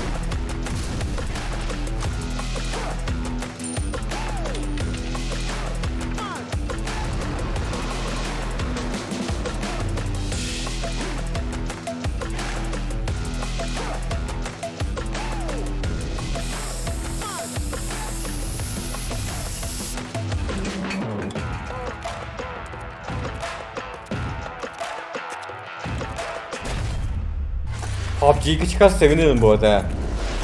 Biliyorsunuz değil mi? Tamam çıkmasın, hayır. Hayır, gerçekçi bir şey istiyorum ben. Uçmalı kaçmalı bir şey istemiyorum. Hayır, PUBG 2 olmasın.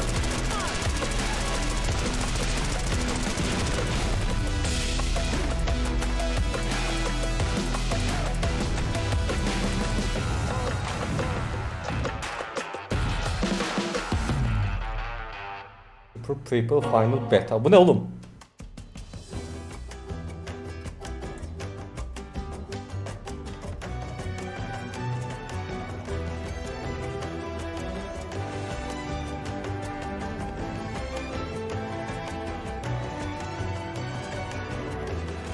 Kim Judgment dedi abi alt tapta.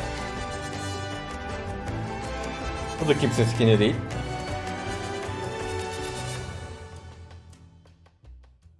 Valla abi şu an yatıyorum, link açamayacağım ben yattığım için. Mouse'u uzağım, üşendim mouse'u dokunmaya, üzgünüm.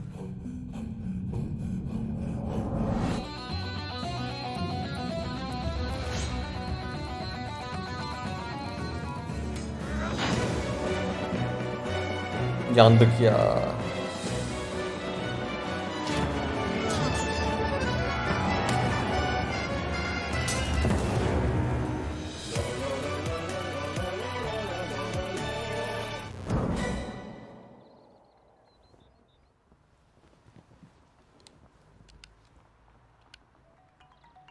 How far will you push humankind?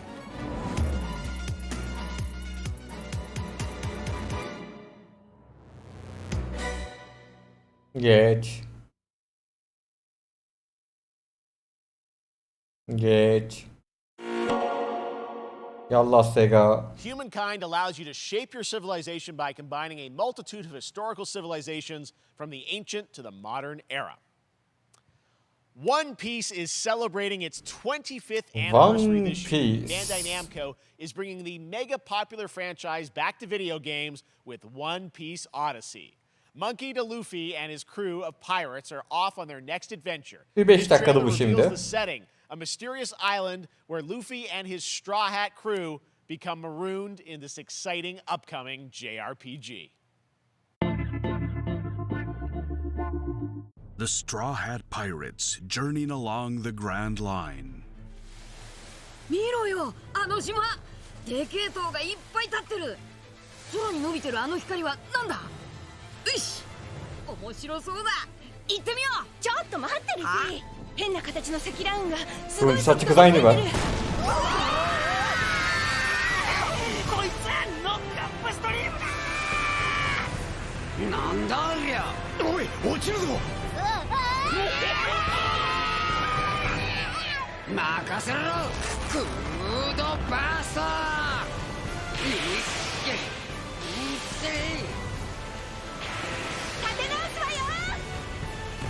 Nami. Aşkım. Sevgilim.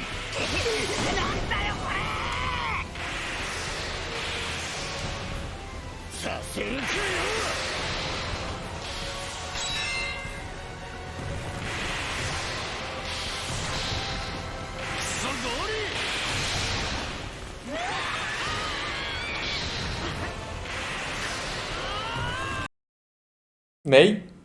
Yayın bile dayanamadı. Lan? Lan dilecektik oğlum. Hayır, kabul etmiyorum. Tekrar başlat.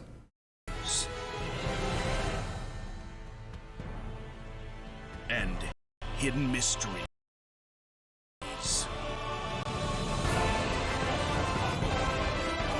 Unravel the adventure that awaits. In an odyssey beyond imagination. One Piece Odyssey. ここはあなたたちの記憶をもとに作られた世界よ。This August, Soul Hackers 2 from Atlas launches, and we've got Lan Atlus. Listen to the English voice cast with this quick new look. Persona 5 bilgisayar portu bu.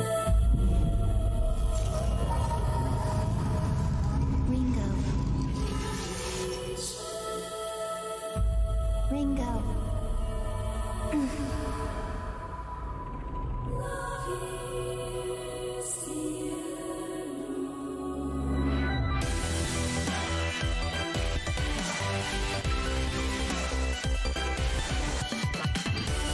Take my hand.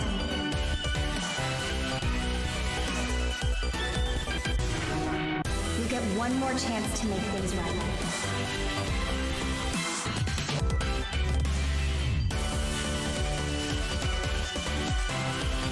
So that's our mission then. Save the world. With so many new games featured across SGF events, you might be wondering how to plan for your summer gaming dreams. NerdWallet can help you find the smartest credit Benim card to hayatım reward acı bir your şekilde gaming arkadaşlar. purchases at nerdwallet.com. The epic mega sale is going on right now. Ya Save epiniz up to kim sizin 75% ya? off top PC titles with an additional 25% off eligible products. And it wouldn't be the mega sale without the free games vault featuring Maneater. Be sure to claim your copy before the sale ends on June 16th. Ne yapayım? Tune into the Epic Games Store Twitch channel for summer Tokatta yine orospu çocuklarını. 2 p.m. Eastern, 11 a.m. Pacific. We're taking a look at new announcements and updates from PC titles heading to the store this year and beyond. Orospu çocuğu Epic Games.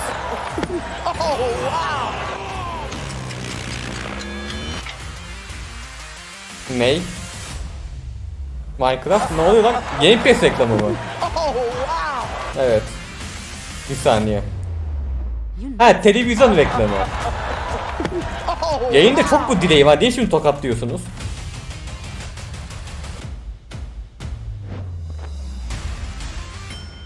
Bu ne? Tamam, TV ya.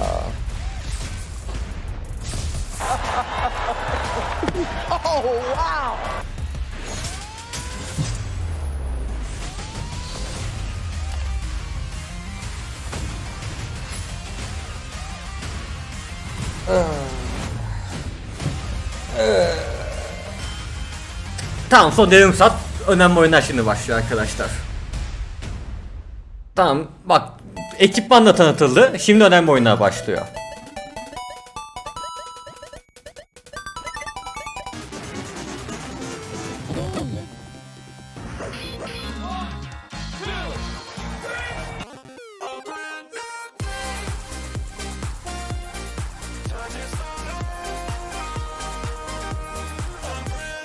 Buna geldiğinde bakabiliriz.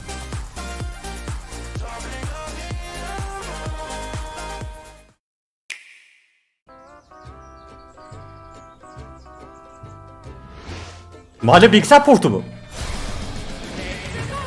Bu yayın oynayacağımız oyun arkadaşlar bu arada. Evet, emülatörden 60 FPS oynayacağız. Bir de gerizekalı Nintendo orospu evladı Nintendo fanları bu oyuna $60 verecek arkadaşlar. Ben de emülatörden daha yüksek çözünürlükle daha yüksek FPS oynayacağım bedava. Evet. Hi, my name is Carl and I'm a developer on Metal Hellsing. Abi niye senin kız gibi saçın var? Some games where the music's really good, you feel compelled to move and shoot to the beat. But what if you had to? In metal, the better you are at slaying to the beat, the more intense everything gets. And we have vocal performances from legendary artists like Surge Champion from System of a Down. Sıkıntı var değil, çok kötü duyuyor. Mandatory, we do recommend it. Our demo is live now on Steam, Xbox and PlayStation platforms, so go check it out and slay to the beat.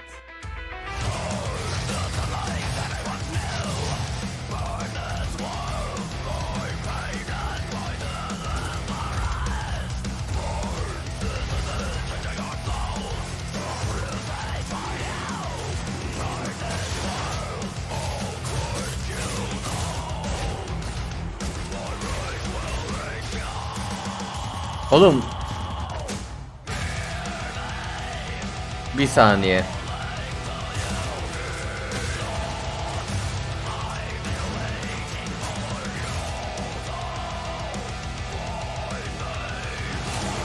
Bu oyun düşündüğüm oyunsa eğer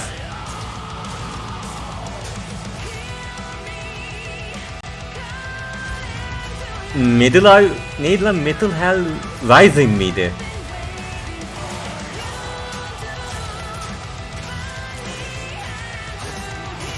O mu?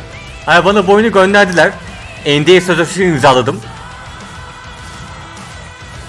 Sonra yerinde oynamayı unuttum. Sonra key'i geri çektiler. Oynayamadım.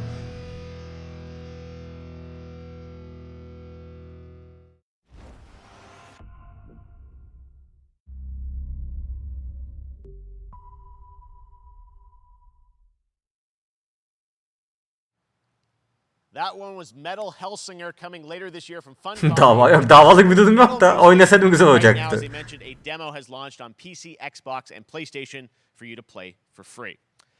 Next up, a new game launches tomorrow. The Quarry from Supermassive Games. This Bu oyunun bana key'i hala gelmedi. Quarry'nin kafayı yiyeceğim. Verin lan key'imi. Key'in orospu çocukları. Para mı vereceğim bir de oyuna? Ben sizin gibi ezik standart insan mıyım? Ben özel bir insanım. Bana bedava vereceksiniz. At a camp in upstate New York. Here's the first look at the launch trailer. Family is the most important thing in the world.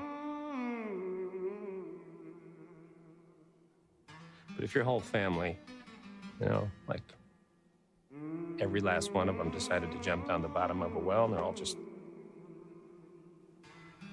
hanging on the end of a rope, how can one person be expected to pull them all back out? You can't. So you pull on that rope and you're just going to fall right down at the bottom of the well with the rest of them. And what's the point of that? What? There is a lot more to this than you realize. Like what? Kidnapping, murder, cover-ups. I think the whole Hackett family is in on it. You have no idea what's going on here. Not a goddamn clue. All right, let's do this. Who should I call? 911. You mean 911? Who says 911? Goodbye, cruel world. We gotta get out. I'm gonna enjoy watching Anti-down bilgisayar beklemeyin arkadaşlar.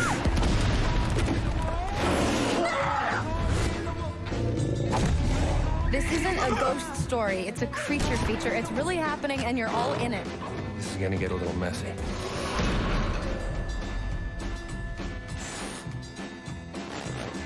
Them's the rules, you noob. Evet, şimdi. Back at the Game Awards, we were proud to reveal Nightingale, a shared world survival crafting game from Bundan Inflection sonra. Games up in Bundan Canada. sonra. Now it's time to give you a brand new look and deeper look at the game. Bundan Including its sonra. innovative realm card system that lets you impact things like the weather pattern, resources, and challenges in this procedural realms. Here is your exclusive new look. Bundan sonra.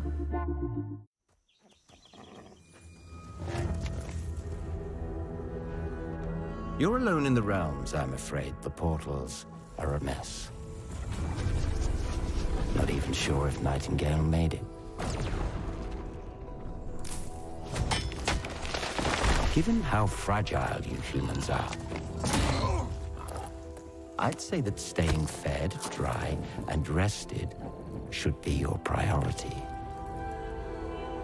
If the portal arch is inactive, you'll need to make realm cards from rare resources. Once you have realm cards, you can activate the portal. Beware though.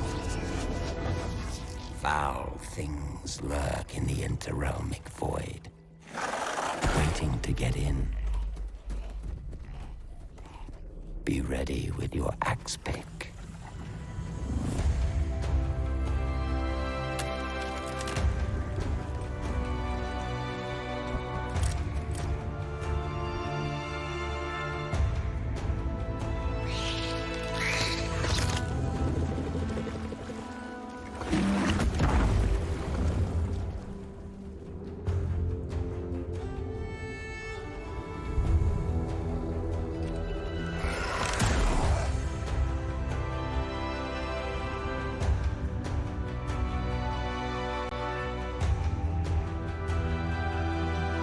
Pardon arkadaşlar, bayılmışım. Ne oldu, ne yapıyoruz?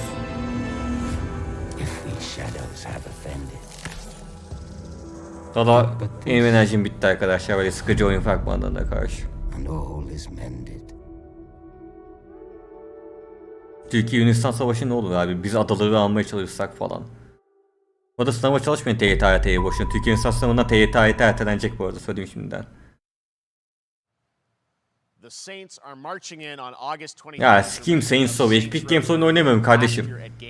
And today we're happy to announce the launch of the Boss Factory demo across PC and console, which lets you design and set up your character. And since it's Saints Row, you guys are going to have a lot of fun with this one. Check it out.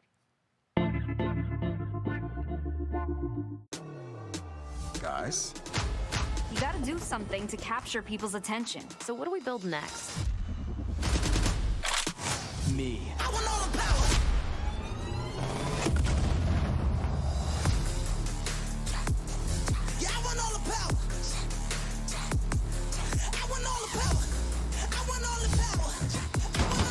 We are so good at this. ひもとうまるちゃん R はご覧のスポンサーの提供でお送りします。 Anneni sikim kimse beğenmedi. Ben de sikeyim abi.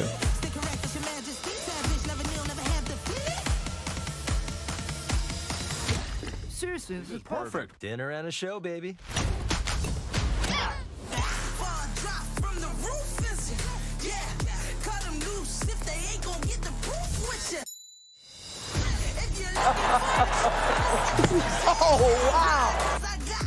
Gerçek hayatta böyle olmuyor arkadaşlar.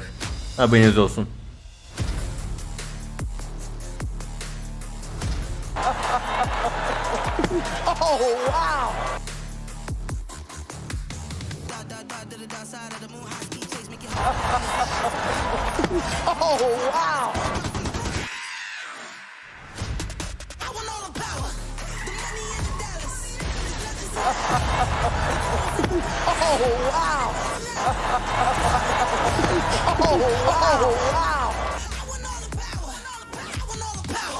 Abi 2,5 dakikalık fragmanda sadece ekledikleri bıyık sakal kıyafet gösterdiler. Saints Row 4 katliam. O ne? Uluslararası videosu falan mı? Diğer 6 oyunda olduğu gibi karakter düzenleme var ama yine de almalıyım. Abi olsun, sakal eklemişler. Sakal eklemişler.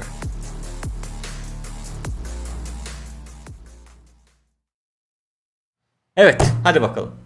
Next, we've got an exclusive first look at extended gameplay of Warhammer 40k Darktide, Fat Shark's follow-up to the critically acclaimed Vermintide series. Darktide promises intense 4-player co-op action and terrifying enemy hordes to team up against.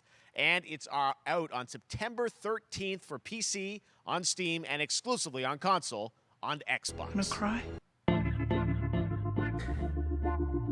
Son 20 dakika diyelim. Son 20 dakika. Her fragman 2 dakikadan, 2,5 dakikadan hala başlıktaki tüm oyuna gösterebilir arkadaşlar. Dikkatinizi çekelim.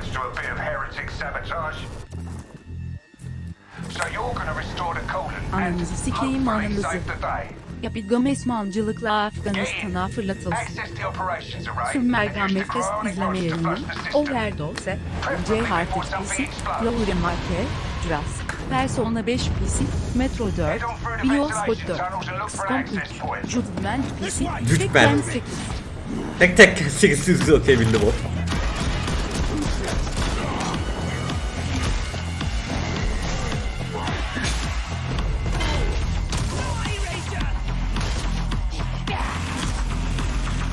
Hissediyorsun, Rastafas gösterecek biliyorsun değil mi?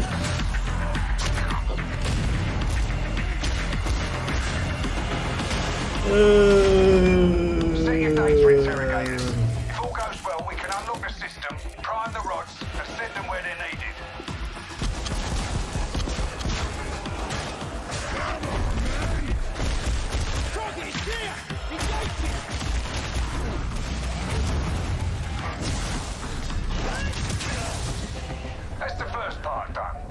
Get to the base of the Matrix bar and put those cryonic rods to work.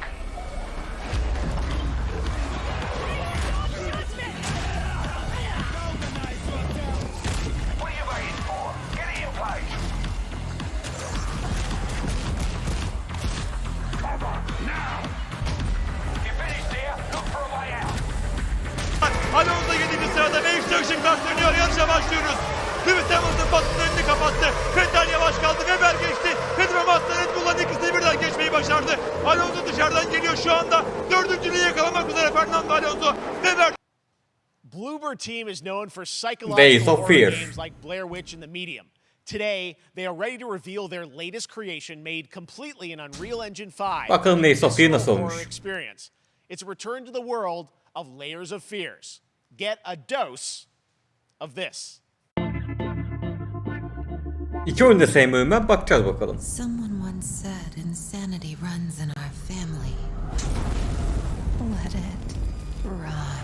Then check this out. Ready now?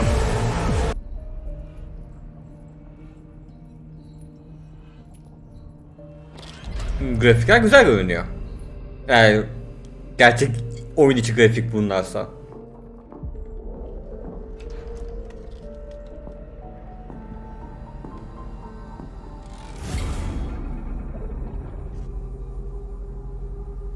They say it's a tale of sadness and guilt. Sadece tuzakta değil. Trapped in a place beyond redemption. It's a lie. This is a story of my fear, pain, and hatred, of the horror of my loneliness. And it is mine to tell. Now I see it. All this misery, all this suffering. There was no other way. Shouldn't have. You really shouldn't have.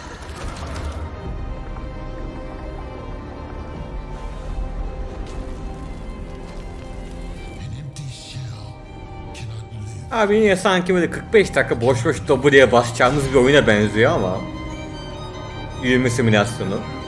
Neyse.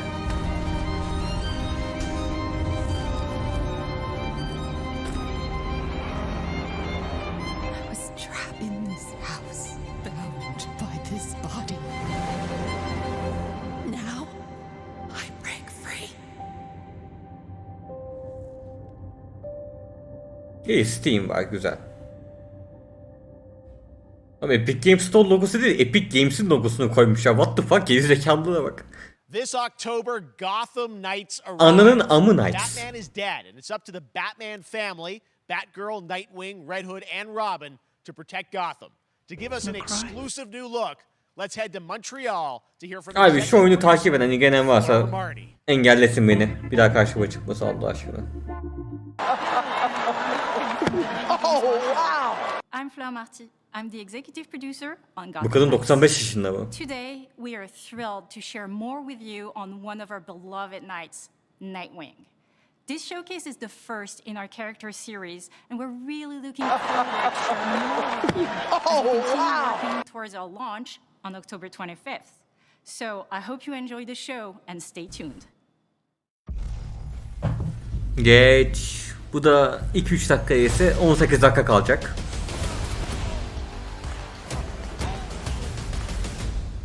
I had nothing. And then this city became my home. Its people became my family. Gotham gave me everything. It deserves to feel safe.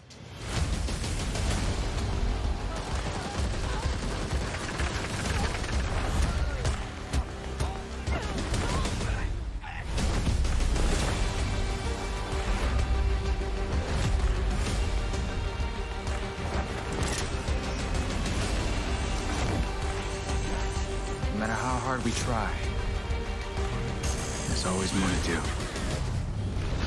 And now, it's up to me.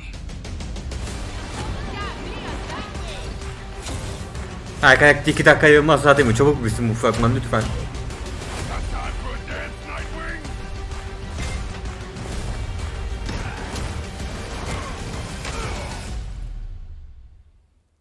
I got this, Bruce.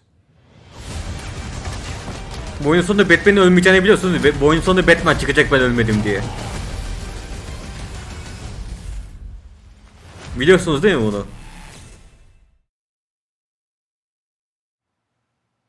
That was Gotham Knights, and now Lan, we welcome. orospucu Druckmann. Neil Druckmann from Naughty Dog. Anasını siktim, ne geliyorsun lan buraya? Naughty Dog. Great to have you with us, Neil. It's been an eventful day on the Tipini siktim internet için for Naughty genesi. Dog fans, and Suriye'de orospu çocuğu. We were joking about last night, like watch the assets will leak, and lo and behold, that's what happened. well, the good news is there's some stuff that hasn't leaked that we have lots to share with people about. Ne, all bot of bile- Naughty Dog, but. First of all, it Okudu is tamamsız. it's a big month actually for Last of Us fans because Last of Us 1 and 2 both launched in ひもとうまるちゃん R はご覧のスポンサーの提供でお送りします Hard to believe. Çingene SJW Yeah, it's crazy. Twitch ekranından. 9 years for Last of Us 1, 2 years for Last of Us Part 2, and we still hear from fans. They're still sending us letters and art, and these. Evet, sürekli anını seviyoruz abi, evet doğru. And it's just been kind of amazing. Like Last of Us Part 2 early this year passed a pretty big milestone. It sold over 10 million units. And that kind of support, that kind of success, we're so grateful to our fans. It has allowed us to grow the studio more than we've ever had at the same time. Multiple projects. Okay, very interesting. So, what Bir süre Tokat'ta kaldım çünkü çok spamlıyor, adamı duyamıyorum. Thank you for asking, Jeff. So one of the things we've mentioned a while back is what started out as a multiplayer mode has evolved due to the team's ambition. They really wanted to do something beyond what we've ever done before at Naughty Dog. And we felt the way to do it justice is to make it a standalone title. And they've been working on it for the past 2 years. Ambition has grown. We're not quite ready to fully unveil it, but we're ready to lift the curtain a little bit and just give you like an update of where we're at. Okay, well, what can you tell us about this new standalone multiplayer game? Yeah, so we have a concept art that we want to show. But what I can tell you is that this game is big. Okay. It's as big as any of our single-player games that we've done, and in some ways bigger. Multiplayer yaptık oyun single player'dan daha mı büyük? We're telling that story is very unique to this game. It's got a brand new cast of characters. It takes place at another place, another part of the United States. It's like a city might be somewhat familiar, some people. I'm sure our fans have already figured it out. And it's really cool. And it's being headed by Vinith Agarwal, Anthony Newman, and Joe Padnatti, all veterans of Uncharted and Last of Us. And you're going to see a lot more of this game come next year.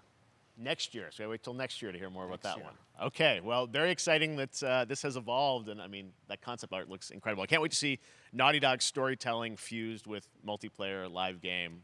It's something special. We can't wait to show it either. Bu da ilk günden bilgisayara çıkacak. That's not all. We also have something that I've been reading about on the internet every day, it feels like. Up in Calgary, they're filming the Last of Us show for HBO, right?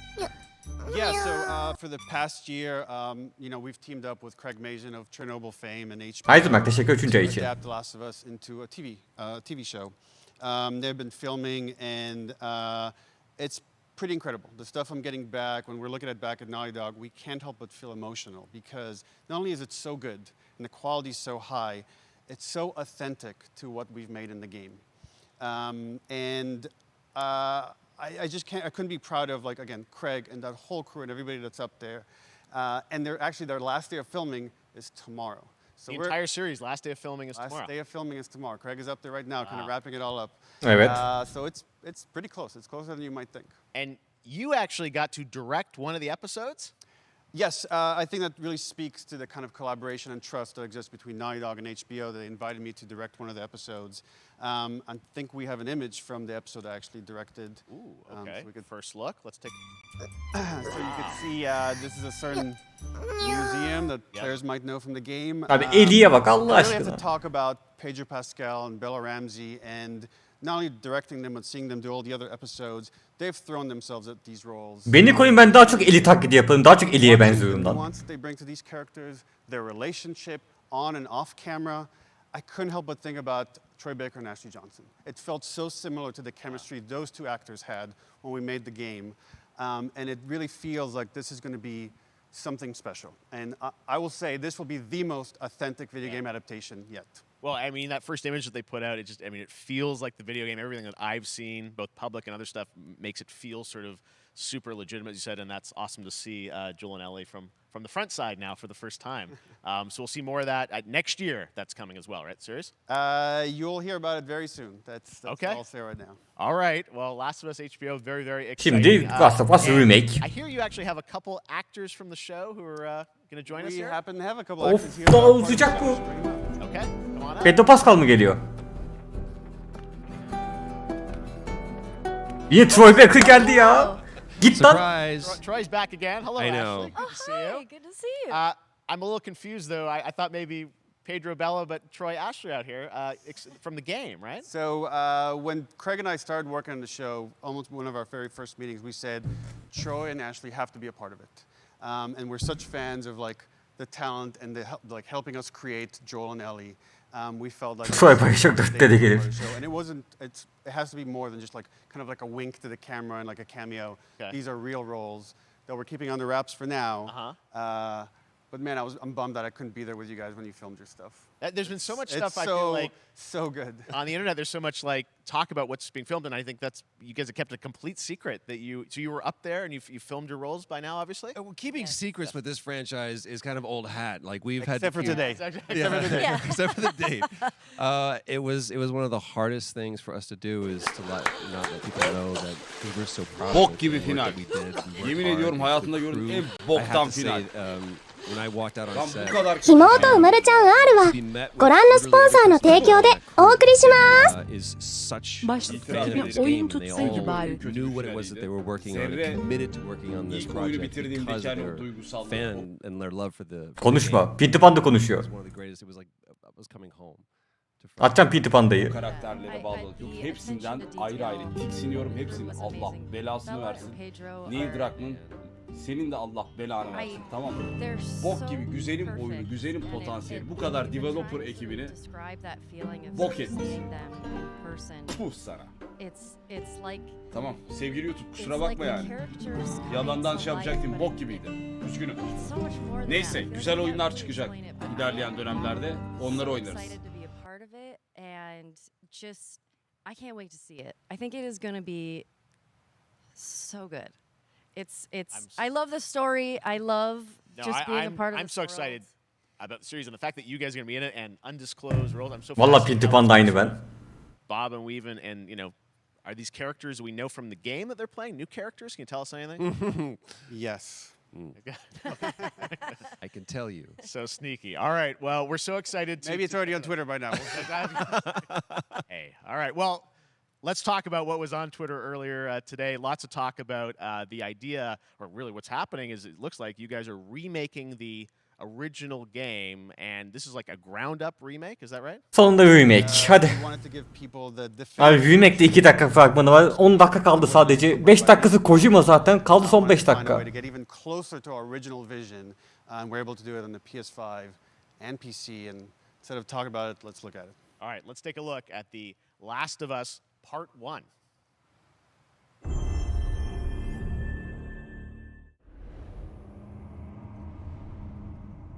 So why'd you leave Boston? Not at the Dark Boy. I've been on quite the adventure, little brother. I reckon it's got something to do with Bunu izledik zaten. İzlemeyen var mı? Hazır Troy Baker da buradayken hadi bir Oscar.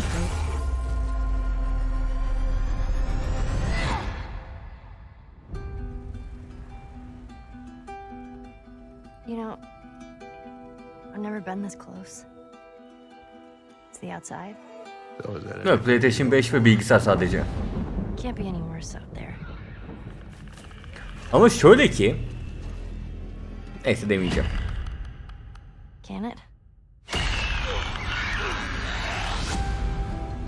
Once upon a time, I had somebody that I cared about. And in this world, that's good for one thing. Get you killed. I can take care of myself. How many close calls have we had? I get into trouble down there. You make every shot. Ne bunun nesinden korkuyorsun Allah aşkına? Tamam Sado. Yok arkadaşlar, PlayStation 4 yok, PlayStation 5 oyunu.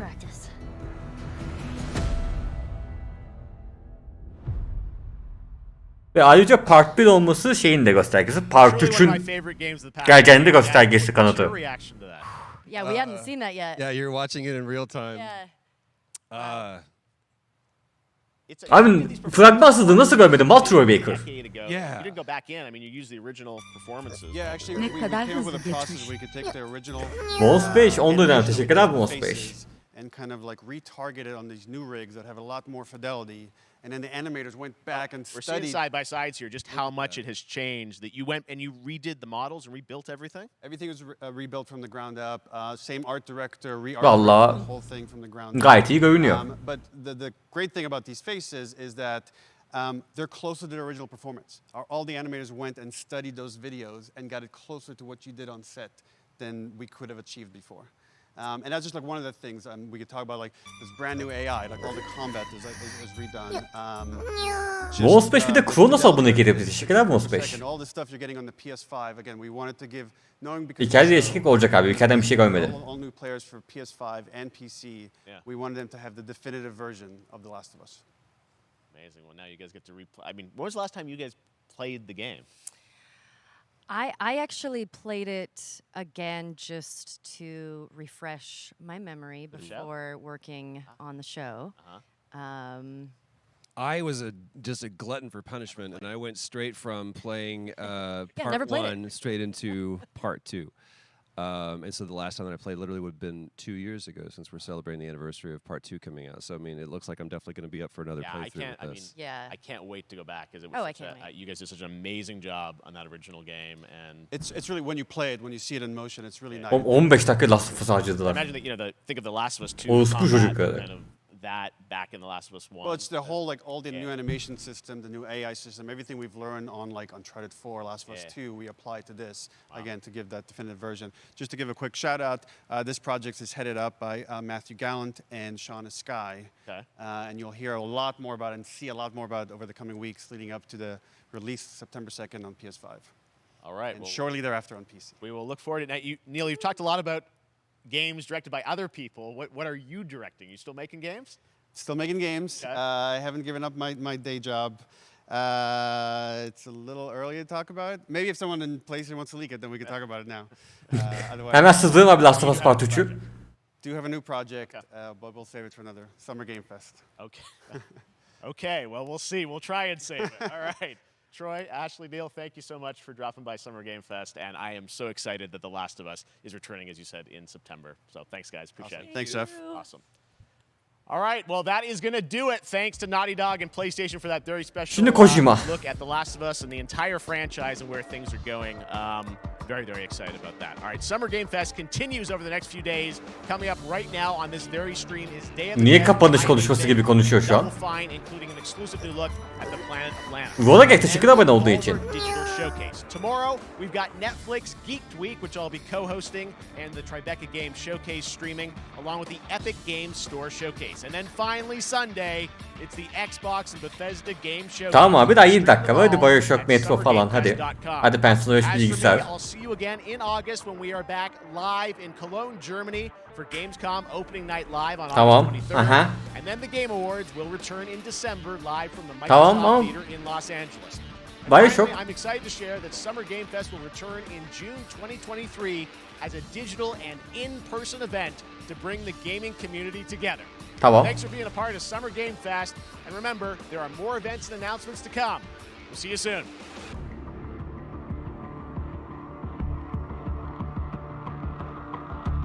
Şimdi One More Thing diyecek ve geri dönecek. Geri dönecek, Kojima çıkacak. Overdose ile Lore Make gelir diyordum. Overdose bile gelmedi.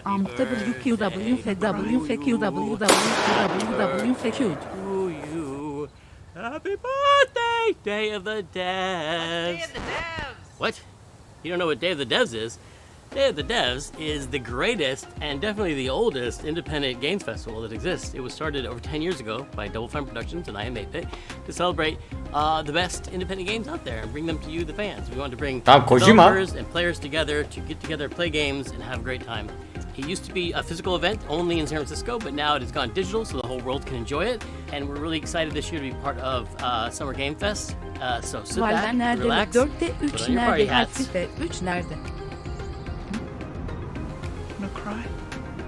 This thing? I'm supposed to put this on? That's right. Everybody, put on your party hats. Everybody. Everybody. That's right. That looks good. Now we're cooking. Put on your party hat and enjoy Day of the Devs.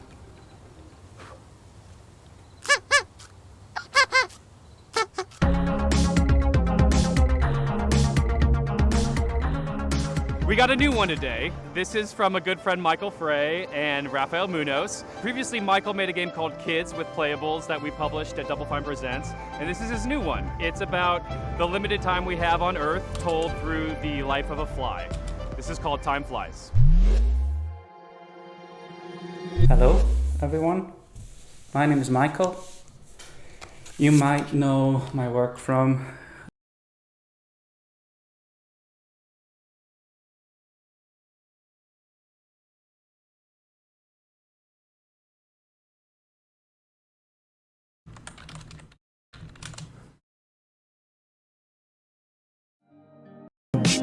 sen gündüzü göster. Gördüğün bir gülün geçmişinden hisler. Nasıl bir kısırlık bu, yalnızlığın dibiyim artık. İnsan sevmese de arada sırada özler. Sırtıma vurduğun her zincirimde varsın. Her yarım, her yarın, her hüzün dününde varsın. Sevdiğim her gözün yanaklarına karsın. Varsın da her yönüme darsın. Bir kelebek olsam da ömrümü feda edip bir gününe. Ömrüne ömür olurum. Ekerim gözlerine ay ışığı, saç teline güneş, çölüne su, yıllarına aşk tohumu. Görmediğini söyleme, yalanın garip senin. Bir rüzgar alıp seni yanaklarıma değirse de gideceğini bildiğimden nefesim boğuk gelir. O yüzden özlemim kara vuslatım, dolup deniz soluk tenim. Bir yanım hala eksilerde. Yüzünün kıvrımları cana yakındı eskilerde. Bendim deva, bendim gözyaşını hep silen de mutluluğu yıllar önce azat ettik.